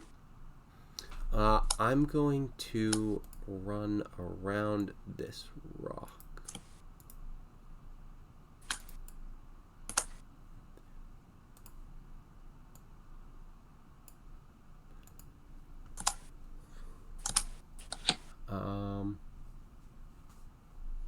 And you know what? I'm just gonna dash to get to there. And that's gonna be it. Okay. All right. In that case, it goes to Seraph. Seraph, you just laid your hand. Gross. You feel a lot better. and what are you doing? I'm thinking if it keeps running away, that's good. That's fine. So I'm just gonna move right over there and ask the group, what are we gonna do? I'm hoping this thing Reamer says, well, for now it feels like we've been chasing it down, so just hidden. Wait for it to come to get us. Okay. It's basically like the quick answer that he would say. All right, yeah, have it come to us. So everyone else is looking good, right? Yeah. Okay. I think Reamer's taking a little bit of damage, right? A little bit, yeah. Okay. All right.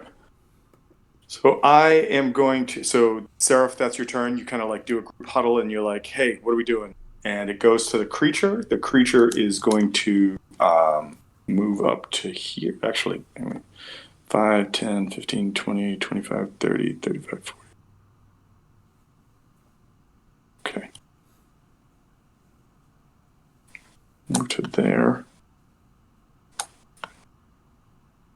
No, I don't know if you guys do this or not, but like when I go to click on snap to center, I always click reveal areas, and I'm like, why is everything getting yellow? Oh, that's why. All right. And I need Baller to roll a, is it a dex save? I think it's a dex save. Hold on. Back up real fast. Yep, a dex save.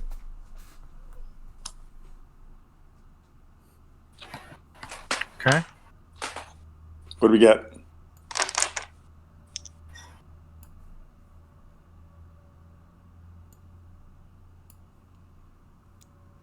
It's 3. That is an 18. 18 is a save, so you're only going to take half of it. But a minute, like, He's being a dwarf, he has resistance to poison, so is it halved again? Nope, this is not that. This is literally a bolt of fire that rains down from the heavens above. It's not as powerful as the thing that hit before. This thing again, right? No, it's not. It's a different one. But that is. So that is 15 points of damage, but reduced by half because of the save. Drops that to 7. So 7 points of fire damage. Okay. And he moved. He did that. That's going to be his turn. You know what? I completely forgot we just talked about dice rolls. I'm sorry about that. But it's like I haven't done it so long. I'm just like, no worries. All right. I mean, I could re-roll that, maybe do better damage. No, I'm kidding. All right, so that was the snake's turn. Again, the row figures are like, goddamn. Goes to Els. All right, so. Elzer, I will say this: as you come out, just give me a perception check. Okay.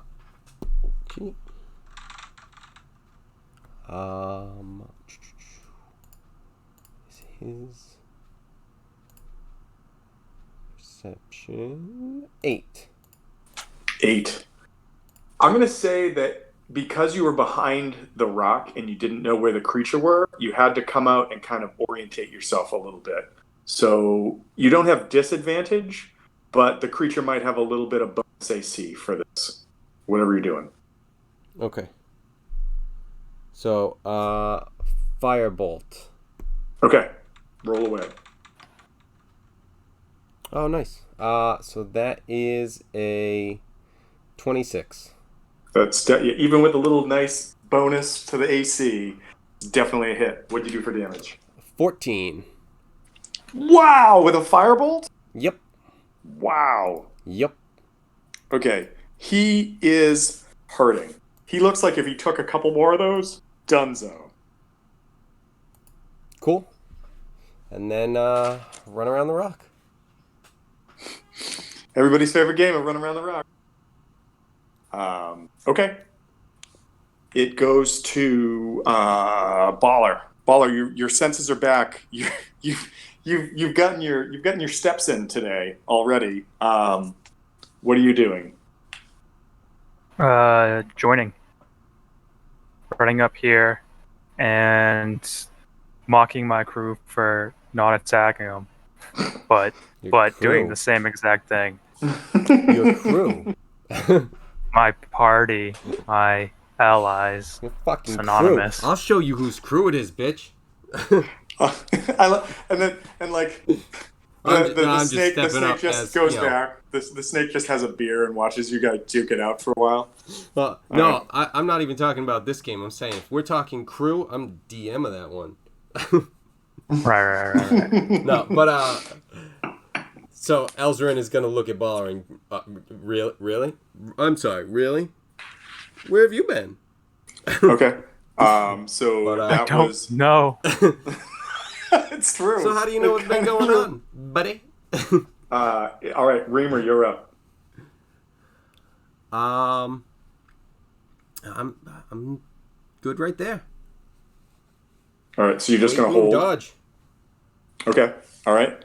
Then it goes to Seraph. Seraph, what are you doing?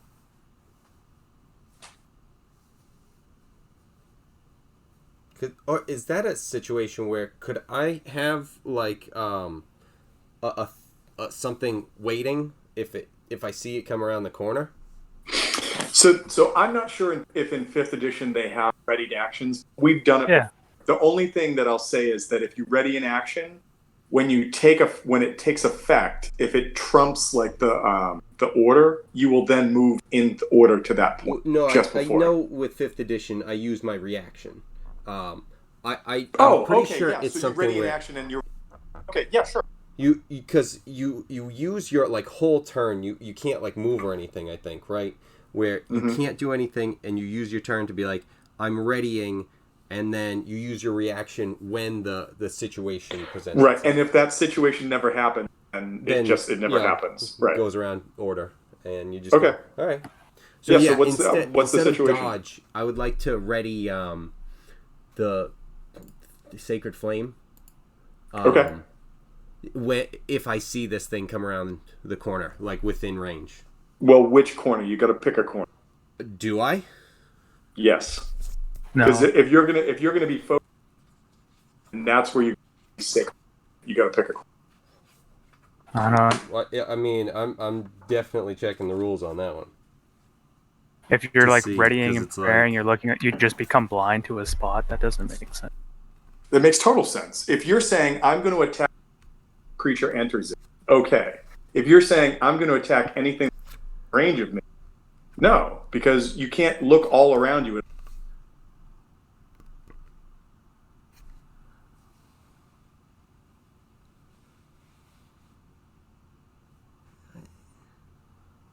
I mean, if the rules specifically say that's not the case, that so be it. But I mean, you're saying a specific action. I mean, like, you would need to be saying, like, where's everyone looking at this point in time?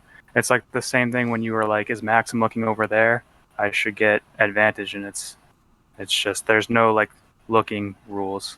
No, that's true, but we're not talking about looking rules. We're talking about a specific action on a space. So, like... Yeah. Right. Like, if he comes through the door, then when he comes through the door, you would attack. If he comes within range, you don't know where he is right now. So if he's right, hidden, which is why I'm spending my turn to get ready with my action.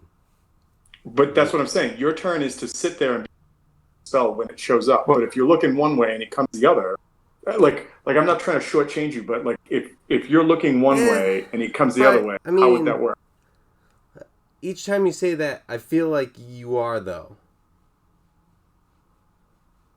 But you're readying an action for right, exactly. So I'm using my entire turn to ready the action and using my reaction for doing a specific thing. What does the text say about readying an action? Let's find it. Ready. Where'd it go? under action. Can't just give me the page there. Ready action 193. Little PHB action here. So we've got, sometimes you want to get the jump on a foe or wait for a particular circumstance to act. To do so, you take the ready action on your turn, which lets you act using your reaction before the start of your next turn. First, you decide what perceivable circumstance will trigger your reaction. Then you choose the action you will take in response to that trigger, or you choose to move up to your speed in response to it. Examples include, if the cultist steps on the trapdoor, I'll pull the lever that opens it. If the goblin steps next to me, I move away. When the trigger occurs, you can either take the reaction right after the trigger finishes or ignore the trigger. Remember that you can only take one reaction per round. When you ready a spell, you cast it as normal but hold its energy. When you release with your reaction when the trigger occurs. To be readied, a spell must have a casting time of one action, and holding onto the mage requires concentration. If your concentration is broken, the spell dissipates without taking effect. For example, if you are concentrating on the web spell and ready magic missiles, your web spell ends, and if you take damage before you release magic missile with the reaction, your concentration might be broken. Okay, so question. It says one specific circumstance, like a cultist stepping on a trap. Yes. So what I'm saying is, what section around this rock do you want to prep? Because that's one specific action. No, can it be like within range? If this thing steps within range of me, I hit it. Yeah, like, so it says a perceivable, where does it say? I think it's vague enough this to do it. I just want to make sure that it's not giving you too much with it, right? So if you're, because in this scenario you don't know where the creature is, that's why I'm like, my argument is you have to pick a spot, and that's what's going to happen. But in the same argument, it doesn't know where we are, so it could be coming around the corner, and we're right here ready to jump out at it. So it would have to be prepared. So as it's coming, this way, it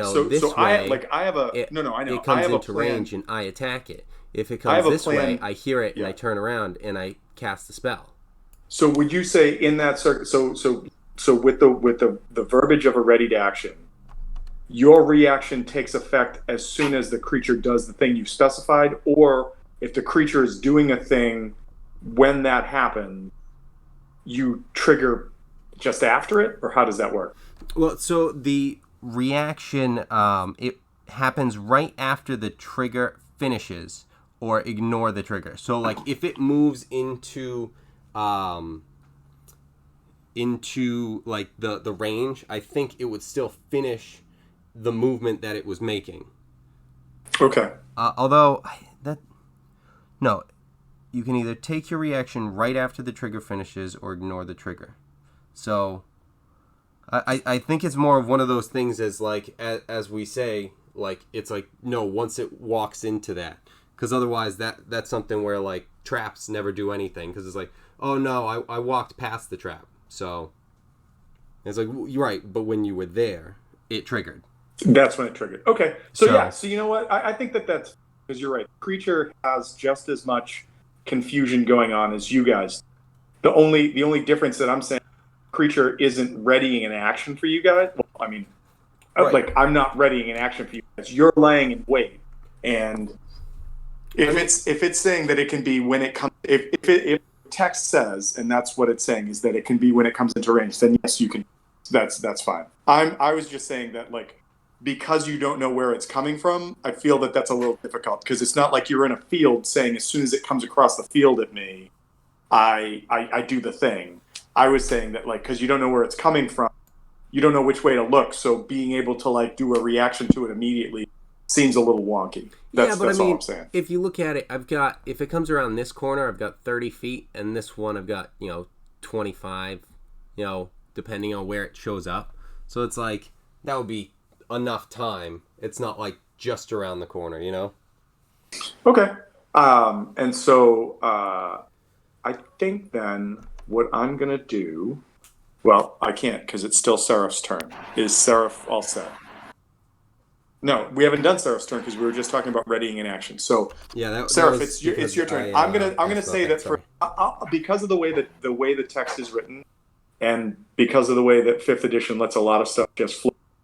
100%. Go ahead. You can ready this, and if the creature comes within range of you, you can drop that. Just wait. What is it? What are you dropping? Sacred Flame. Yes. Sacred Flame. Okay, cool. But you guys see the point that I was trying to make, right? Like I wasn't trying to be a dick about it. I thought that was worth it. It's just something where it's like, it's like, yeah, but I'm ready with the reaction. That it's something where it's like, if someone sneaks up on you, and no matter what, if they're just walking up to you, if you're not, looking at them and they're behind you, they're gonna get you. It's just like, well, okay. No, I'm ready for it. Like, hey, we're in battle. This big fucking thing is right there. Ah, shit. Bam. Basically. All right. So you have your readied Sacred Flame. I still know what my plan is. It's Seraph's turn. Seraph, you moved a little bit. Are you doing anything else? Are you running away? Maybe shitting your pants? What are you doing? Going over here, and I'm gonna heal Reamer for 7 points with Healing Hand. Okay. Thanks.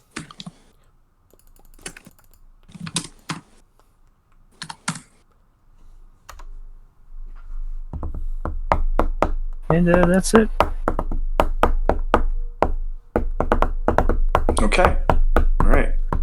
In that case, the creature is going to move. And the creature, I got to go back to select. It's going to go. Wait.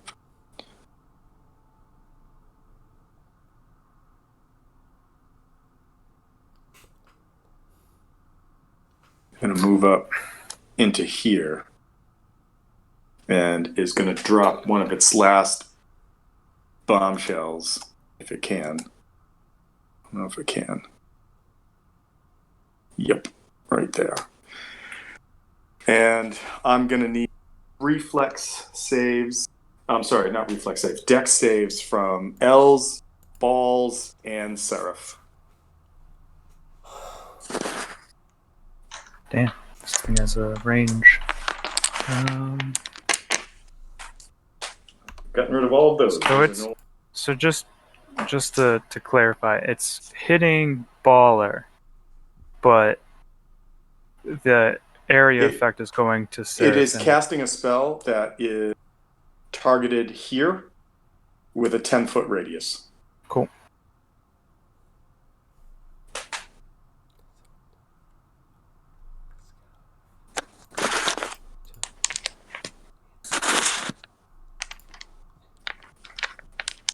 Good thing I rolled high. So that's 18. 18 is 21. 21 is a save. And by the way, don't forget that you get your everybody, I believe, gets their bonus from Seraph because you're all within the inner. Yeah. +3. Actually, I just want to see something for a sec. It's right here. 10. Seraph got a 27. No, I'm going to need it from Reamer too. Everybody's going to give it to me. So that 19. 19. All right, and then 22 for Seraph, and then what did Ball? 16. Oh, save on the money. God damn it! That's twice you've done that. All right, here we go. All right. The first thing I'm going to read out is the fire damage, which, holy shit, this time is 19 points of fire damage. Remember that reduces to what? 19 is 9? Yeah, 9 points for Reamer. And then 10, 11, 12, 13, 14 points of radiant damage. So, just some quick math. 14 is 33, so divide that in half is 15, 16.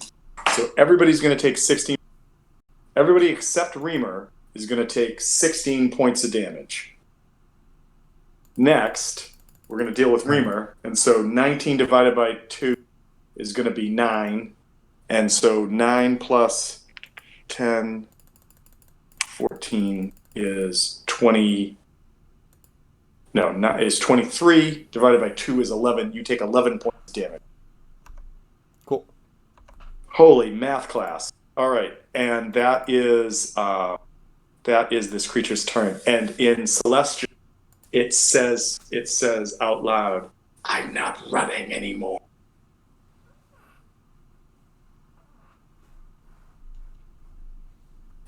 And it goes to, obviously, the cheering fans, and then it goes to Els. Els, how are you doing after that quick little slap in the face? Yeah, didn't love it. Not great. Didn't love it. Let's see. Do I have that? Might not. Oh. And I'm just going to do this just for the sake of making you guys aware of it. He is most definitely the colors. It's over here. He is definitely bloodied.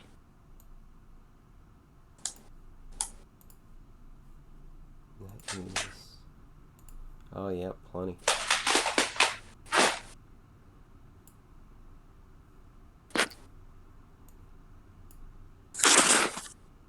So, Elsrin goes up here and says, "I heard you weren't running anymore." Well, just to make sure.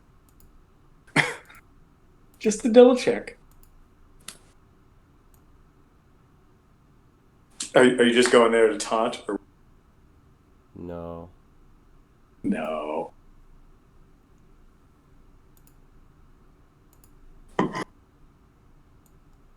Oh, that's a big red block. What is that? Oh, what is this? That's going to be where I cast Wall of Fire. So is it the red line that affects the orange space? Yeah, the red line is where I cast it, and then it launches the orange flames. That way, that like way. a 10-foot wall. Yeah, and it's not going bringing that way. public fire. Okay, Dex save against it, or is it just straight? Yep, Dex save. Natural 20 for a total of 24. So I'm probably going to take half. Yes. Let's change some of these colors.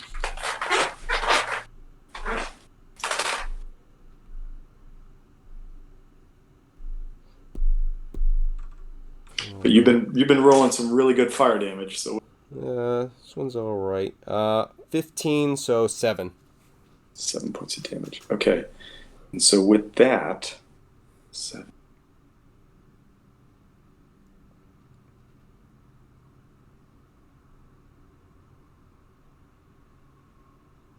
Okay, I'm gonna modify this again and say he's like down to a quarter. I'm trying to work with that whole like you getting a better idea of the way the creatures are, and it goes to Baller's turn. Wait, I'm sorry if that was the end of your turn. Yep. Okay. A little more taunting, but you know. a slight bit more.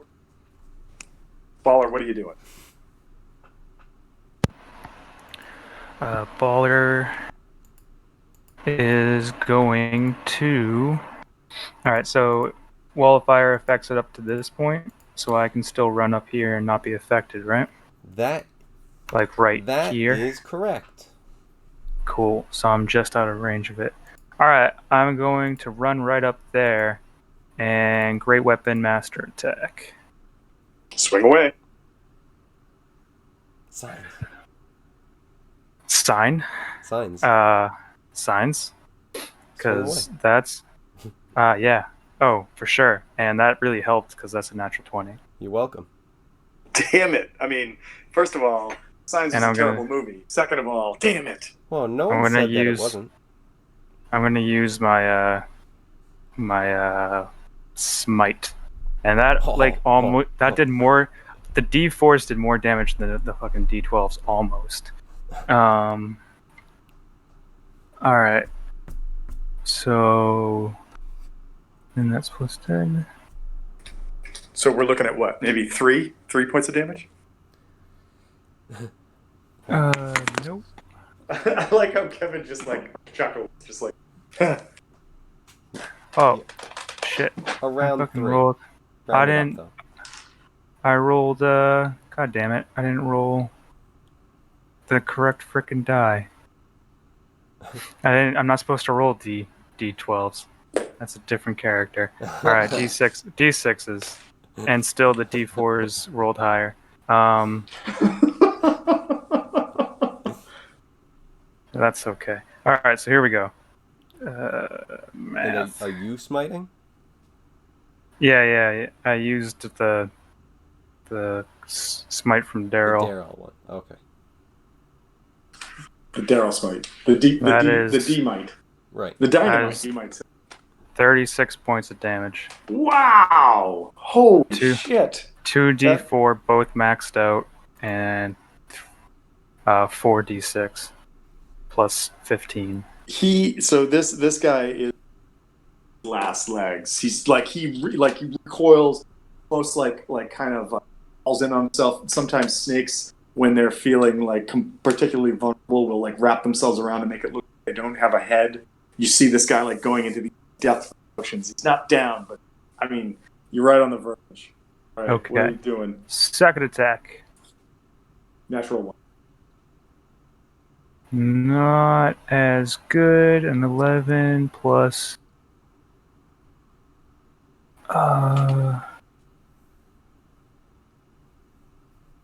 Plus 8. That is a 19. If this guy had the cover that he had because somebody had stepped out from behind a rock, this wouldn't. But it's totally fine. It's a legit hit. Some damage. So that's 12 points of damage. And with that, how would you like to finish our Guardian Naga? Just gonna decapitate it. All right. Swing right through. Yeah, your axe. Greatsword. Is it greatsword or an axe? Greatsword. Greatsword. That's what I was getting confused with too. So greatsword comes across, severs this like human-looking head, and face like kind of like goes into the state of shock, almost like completely taken aback that you guys. And give me a perception check. Actually, anybody who can see this creature, Baller can. 15. Baller. Okay, 11. Okay. Baller, you're like pretty much preoccupied with like felling thing that's been screwing this whole but you happen like at the last moment to look. Els, you've been laser focused on this guy because he's just been running rampant through this whole. And you guys both notice that as the face severs from the serpent body, it goes into this like look of shock, and then drifts into a like almost like a smile, and the head kind of nods a little bit as it sails across and hits like the rock on the right hand side, and then just drops down and rolls away back towards the body. With that, the cultists stop chanting, and the one nearest you begins to approach. I will say that as this one starts to walk forward, no one's spidey sense is going on. Okay.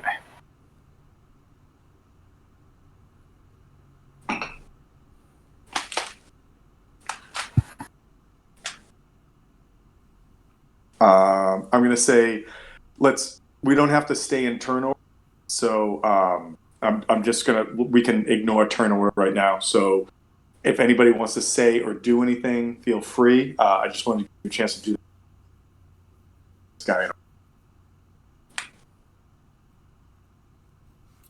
Do I have? I don't think I have anything, but I'm gonna walk up and yeah, the thing's like not there anymore, right? It like disappeared or whatever. The snake? Yeah. No, it's there. It's a giant snake corpse with a head laying on the ground. So is it burning? Yeah. I mean, like, so it's still taking damage from the fire spell that you still have like going right there, but like it's not going. Okay.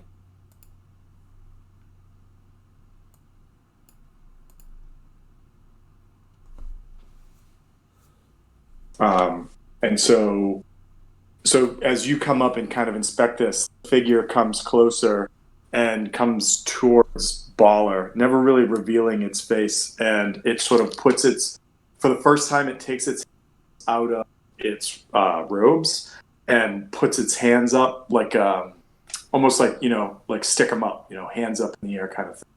And it goes, "Oh, champions who have defeated, you must now choose your treasure, this room and what you can carry. Or do you wish to find your way to Sharg?" You also notice that his hands, or its hands, I shouldn't say his, it could be, its hands only have 4 fingers, a thumb and like 3 fingers, and they appear scaly.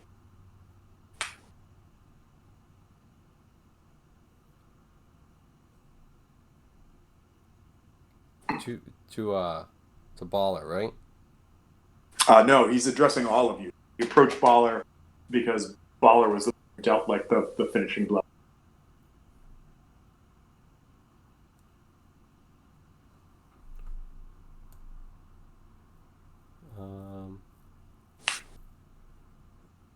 I guess Elzarin, once he's done kind of admiring the burning of that guy, he's gonna go, "Yo, what the fuck?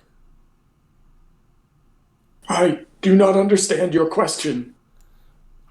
Why are you just attacking and then you're approaching like we're just gonna be friends?" I ask you what you will choose as your reward. The treasures of this room that you can carry? Will you move forward to Sharg? Only those who have bested the champion can do so. Who is Char? Did you say Char? Says Sharg. He said share. No, I didn't stutter. I said Sharg. What's that in the distance? It's just fucking share. All of you give me a... She's the thunder below. We figured it out. I was thinking SHARE when you said share, and then... and then you went... That was excellent. No, so like Sharg. SHAARG. Sharg. Okay. I hope it's share. Can we change it to share? Can I use nope a plot point? No, you can't. Not on this. All right. Wait, so... All of you remember, I'm not even going to make this. All of you remember approached you and said to find a new land where the sort of worship and following of Daryl might be spread. Yeah.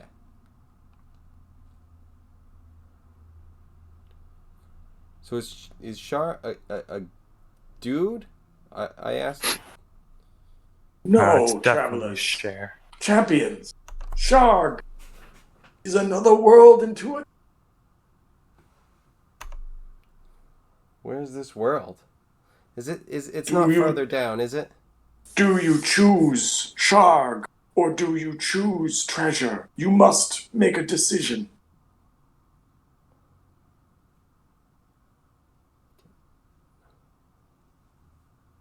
Are we going with treasure then?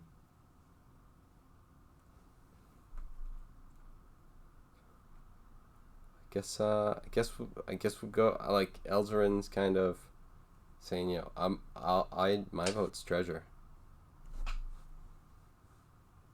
I really I honestly thought that would not What's happening? when your god spoke Sorry, to you and what said, was the find decision? something. Okay, I'm sorry. So it's Daryl is saying like that. Daryl said, "Find a new land where you can spread my worship because the current ones out there are pretty much taken, and I got a shit stick served to me because of Loth and a couple other people who didn't like me horning in on the action."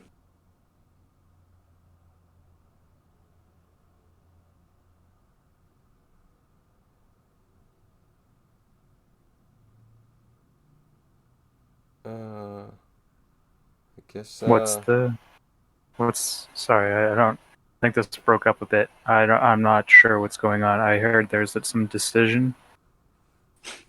Yeah. We could So- either so- take the treasure or like go to a land Treasure. place. Like, but Dude, like I don't even understand this. Like, you guys all said that you were followers of Daryl. Yeah, Daryl but came and treasure. spoke to you and said, "If you want to be my champion, I need you to spread my word." And you guys all went, "Okay." So Yeah, if treasure. you guys don't want to do that, then okay. I mean, that's your decision. But I'm just saying, like, I don't understand like why you would have readily said yes, and now like you're like, "Oh nope, done." because the only thing that these guys did was summon some snake thing that fought us, and then it was just like, yeah, woohoo, and then they're just like, oh, cool, you can have treasure, or go to like this place, and they're not giving any information, and so it's just like, You haven't asked any questions. and, I kept asking like what that place is, and it's just like, A sharg is a land within the land. All right, treasure. yeah, Okay, you got these guys all say you are allowed to take whatever you can carry. all right. There was like more expensive stuff like mithril and platinum or something, right? Oh, dude, like whatever you can imagine as far as wealth is somewhere in this cavern. So whatever you want to choose, be my guest. Yeah, as much platinum as we can carry for sure. Yeah. Okay, yeah. I don't know how that breaks out, but I mean we can figure it out like Yeah. off game or Right. whatever. So Just a bunch. okay, so yeah, you guys load up with stuff and things, and these robe figures are like, "Thank you for testing our champion. Thank you for besting our champion. Thank you for taking your reward. Please follow your path out." And they sort of like push their hands towards the entranceway that you had come through. Okay.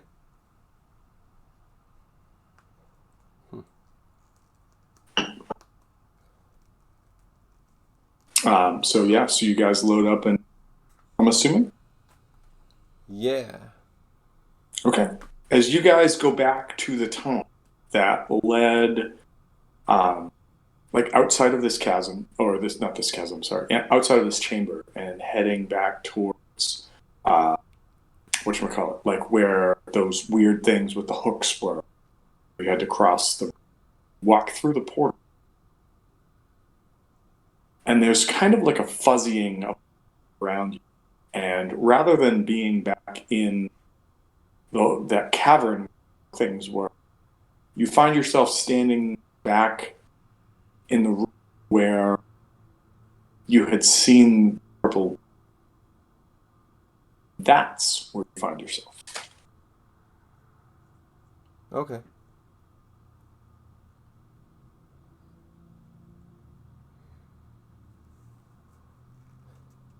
So TJ's characters. What do you want to do? You want to try and follow this thing, this wall?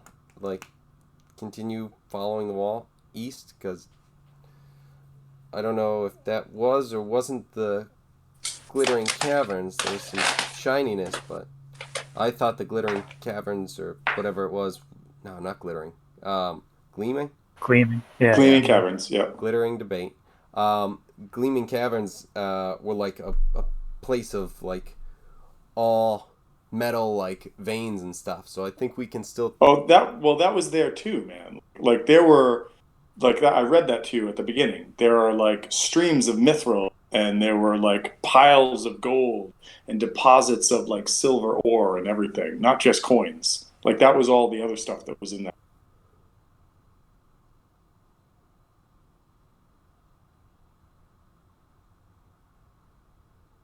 Okay. All right. Can we take a look at the map, please? Which map? Sorry. The goblin one. The goblin map. Okay.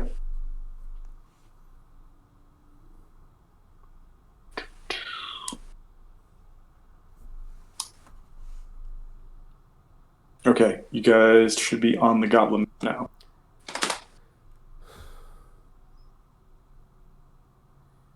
Yeah, so I think we were kind of like around here. So I think coming out we're probably right about there ish.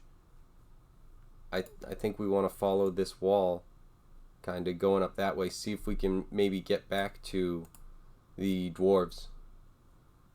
I mean, that sounds good. It would be better than going around, but we're gonna see if they can if anyone's ever even cleared out of that spot because of all the rubble. Right. The explosions. Right. I'm just thinking of like finding some sort of path back to somewhere where we can, figure out. Sure.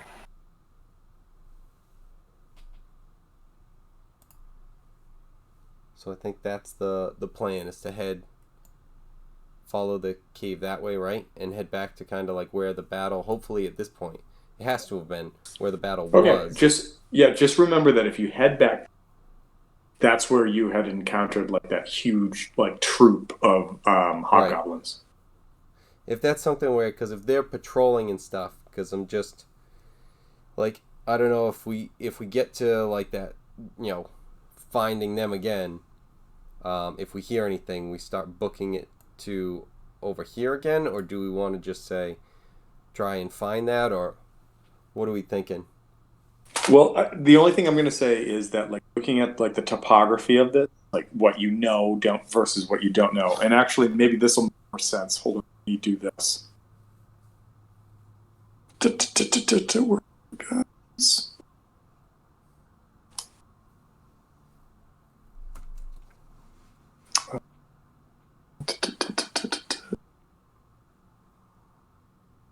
I think this is the right. I'm sorry, everybody. I'm trying to figure out where to put you guys. All right, yeah, let's do this. Let me move you back over. So let's do this. Hate it when this, and let's do this. And so let's do like a shift click. Okay, so you guys just emerged like right here. This was the big hole that the worm thing came out of. This was the map you were using to figure out which way, kind of thing. And you realize that going this way, like basically north, if you will, was heading back towards the goblin encampment and back towards back towards where the hobgoblin was. And that going this way, following like these stones and whatnot and rocks that are there, that led you back towards where the shepherd is. Right. I'm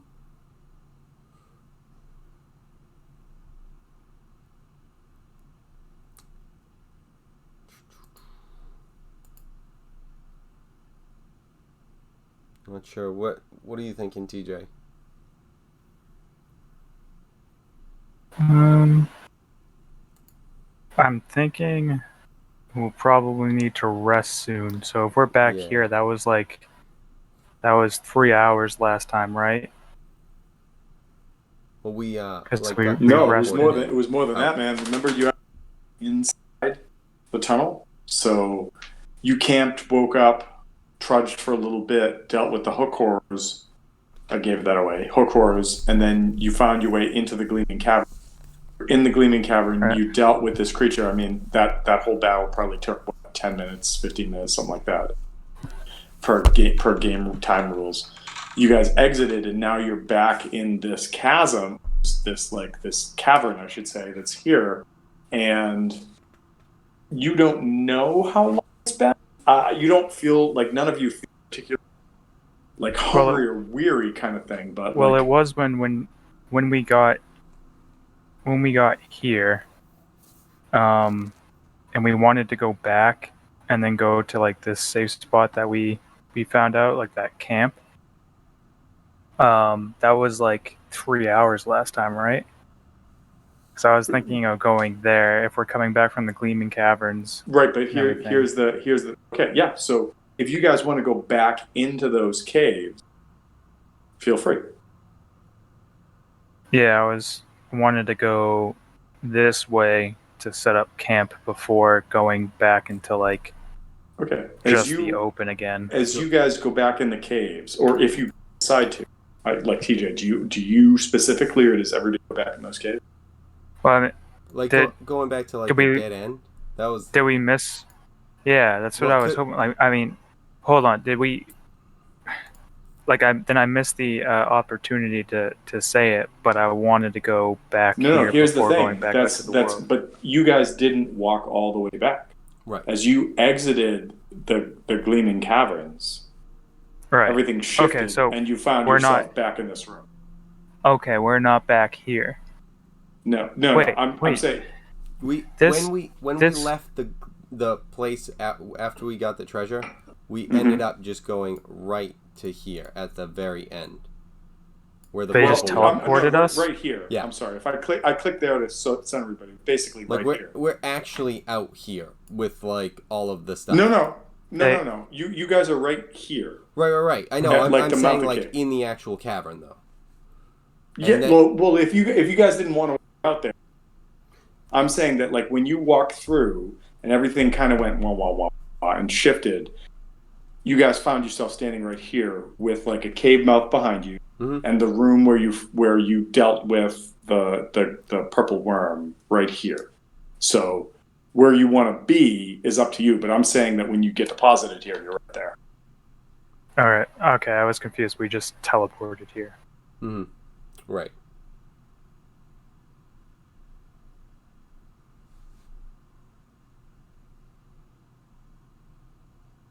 So what are you thinking?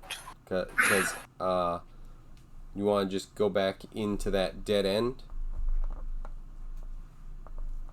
Or was that? That's what I was hoping, just to rest.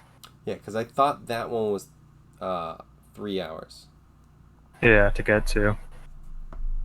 Because at least we have a guarantee to go somewhere and rest up, and I'm pretty beat. Both my characters are really beat up. Right. And if we can go someplace that we can guarantee to, like, okay, we're going to be here in 3 hours, rather than walking out in the cave, not knowing what we're going to go in, like, run into. Granted, we don't know what we're going to run into this way, but we would still be just wandering out there, and I don't know if we can get back to that original camp spot. Yeah. And if we even find it. Yeah.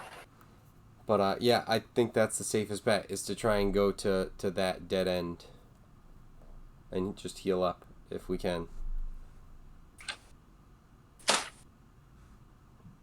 Okay, so you guys go back into the cave mouth behind you? Yes. Okay. As you walk into the cave mouth, it again starts to descend into the cavern. And after a short amount of time, rather than a split, this time you see 4 paths splitting in front of you.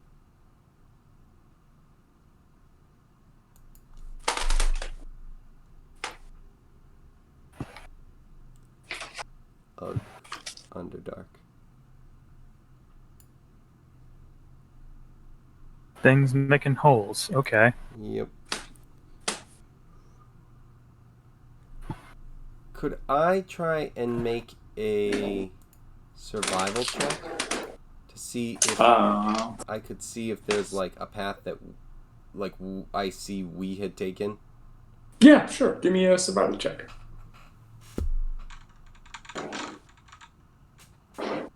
14. 14. You look at the ground, and all of the paths appear untrodden, as in no one has walked down these paths. Yeah. And you turn around and you look, and where you're standing, there are clearly the paths of multiple feet, as in perhaps the first time you walked into the path to get to this point, those footprints are there as well that you just made.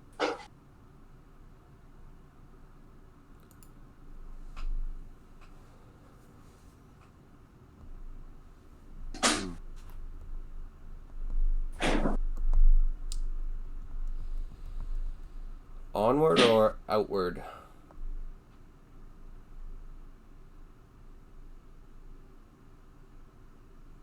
Guess. I don't even know if we should go back to like the cave mouth, because now the guarantee of camp is now all over it's over the place. So yeah, it's just gone. The guarantee is gone.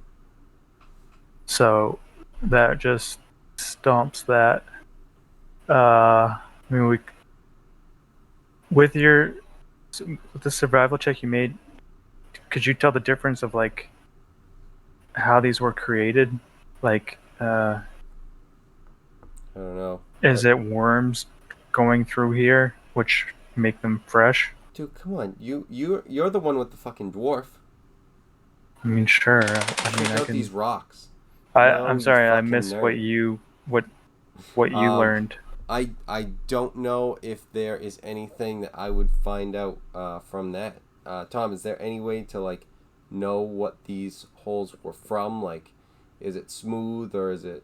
Yeah, I'm gonna say that these caverns are like natural clefts in the rocks. These are not like tunnels that like a giant worm would make, or that like a dwarf trying to figure a way to get from to make something pretty or whatever make.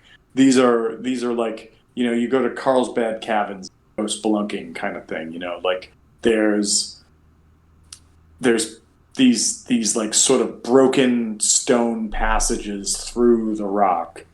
But what's troubling is that this is not what any of you remember as being the path you took when you first went through here. Right. So do we think that's magical in nature? I'm guessing, like, if we can't come up with some kind of natural solution, that's what we would assume. Give me, you know what, Sarah, give me intelligence. Because you asked the question. Or Baller, whoever you want to do it. But I rolled a survival with Baller, if that's okay. No, just an intelligence check.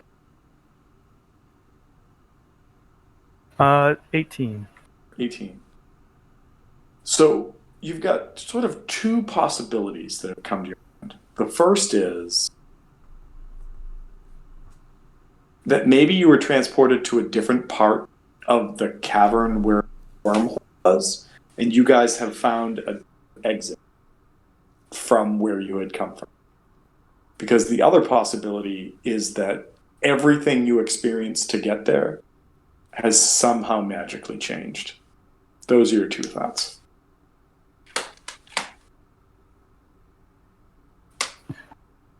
Okay.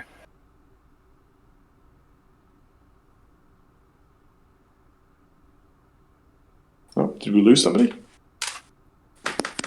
No.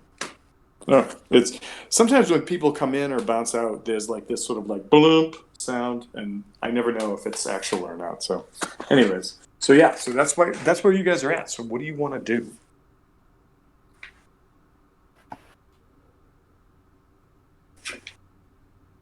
So with that, do we just try and camp out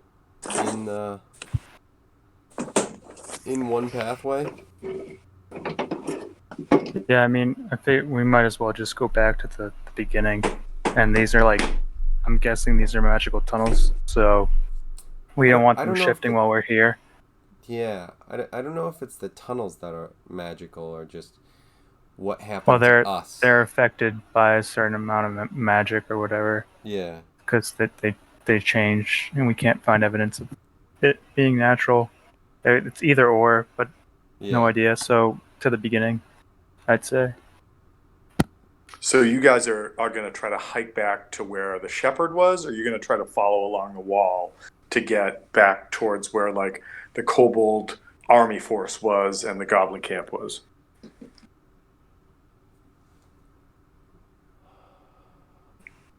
I think the where the mouth was. I thought the mouth of the purple of where we met the purple worm, because I was just thinking like right away, unless we have like oh yeah yeah, I'm but sorry. then where we so going, you guys are on like I just so we're all here, like you guys are right there, right? Like that's basically where you guys are. You went in the cave a little ways, found that it broke off in different ways. So like this is the space where the purple worm's hole was. So depending upon what you guys want to do, you're kind of right there right now. I'm just asking if you're like, we want to go back to the start, like does that start mean like all the way back to try to find out where the dwarves were, or like what do you mean?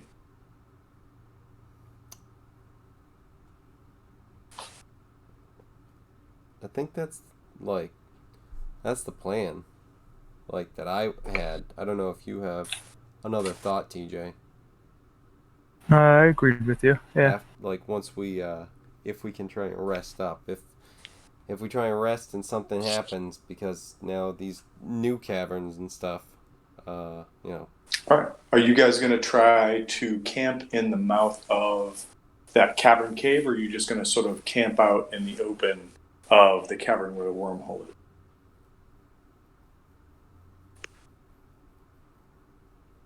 Yeah, just camp out where they teleported us. Yeah, I think. Okay, so basically right about there. Yeah, right about there. Okay, so I think that for tonight, that's probably a good place to stop because it's cool. A little past 11:30. Yeah. So all right, interesting choices made. That's what D&D is all about. Also, ready to action, reevaluated. Awesome, cool. And with that, does anybody have any recommendations for this week?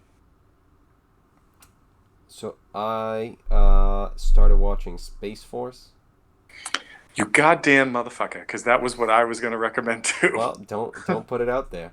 Jump in with your option, because we had just been watching The Office a little bit, and after even some of the older ones, there's still some like really funny parts to it, but there's some stuff where it's like, I used to like this character, I didn't know they were doing this.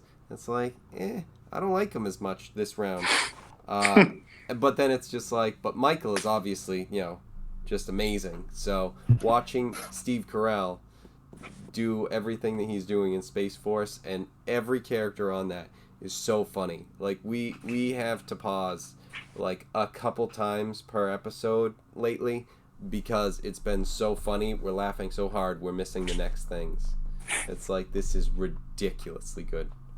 The only thing that I have to say that's kind of a downer about Space Force is some of it for me is super predictable. Like it's very formulaic. Like this character and this character, like why would they be interacting in this way? And then it leads to this. And like, right. I mean, but with the exception of that, I agree with you 100%. I think it's a fun show. The setup it's a fun show. Is there for like, oh, here's the later parts of the episode, but other than that, it's spectacular getting there. Yeah, no, agreed. It's a lot of fun. It is a lot of fun, and that was actually my wife and I just finished the first season, and that's been like our Friday thing. Is we get home from work, we get Taryn in, we get her settled, we give her some food, and then we order a pizza, and we try to watch like an episode to an episode and a half before like she rages out and it's time to go to bed. So right, total agreement there. TJ, what do you got this week?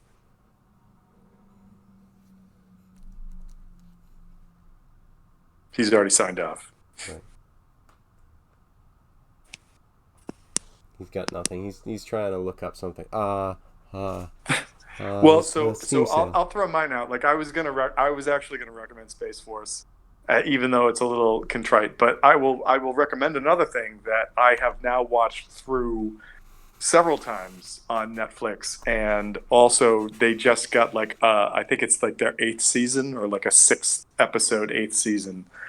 There is a program called Still Game, and it's the story of two old Scottish pensioners, just old dudes that are like, effectively waiting to die, and they're friends in this really shitty town called Craiglang or Craigland in like it's supposedly like just outside of Glasgow, so it's like Western Scotland, and it's a fucking riot. Like the show doesn't pull any punches, and it's literally looking at life from a group of people who are going to die and could die at any point, and just like to go out, have a few beers, tear it up, take the piss out of each other, etc.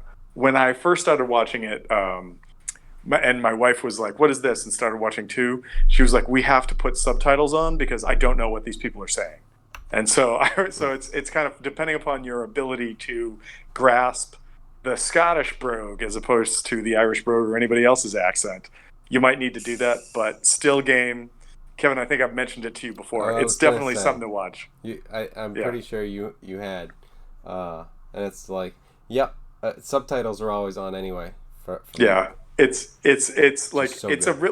the first season. If you get through the first like 2 to 3 episodes and you're like, this is funny, it only gets funnier from there because the jokes either turn into running gags, you become more familiar with the characters, and it's as far as like the popularity of the show in Scotland goes.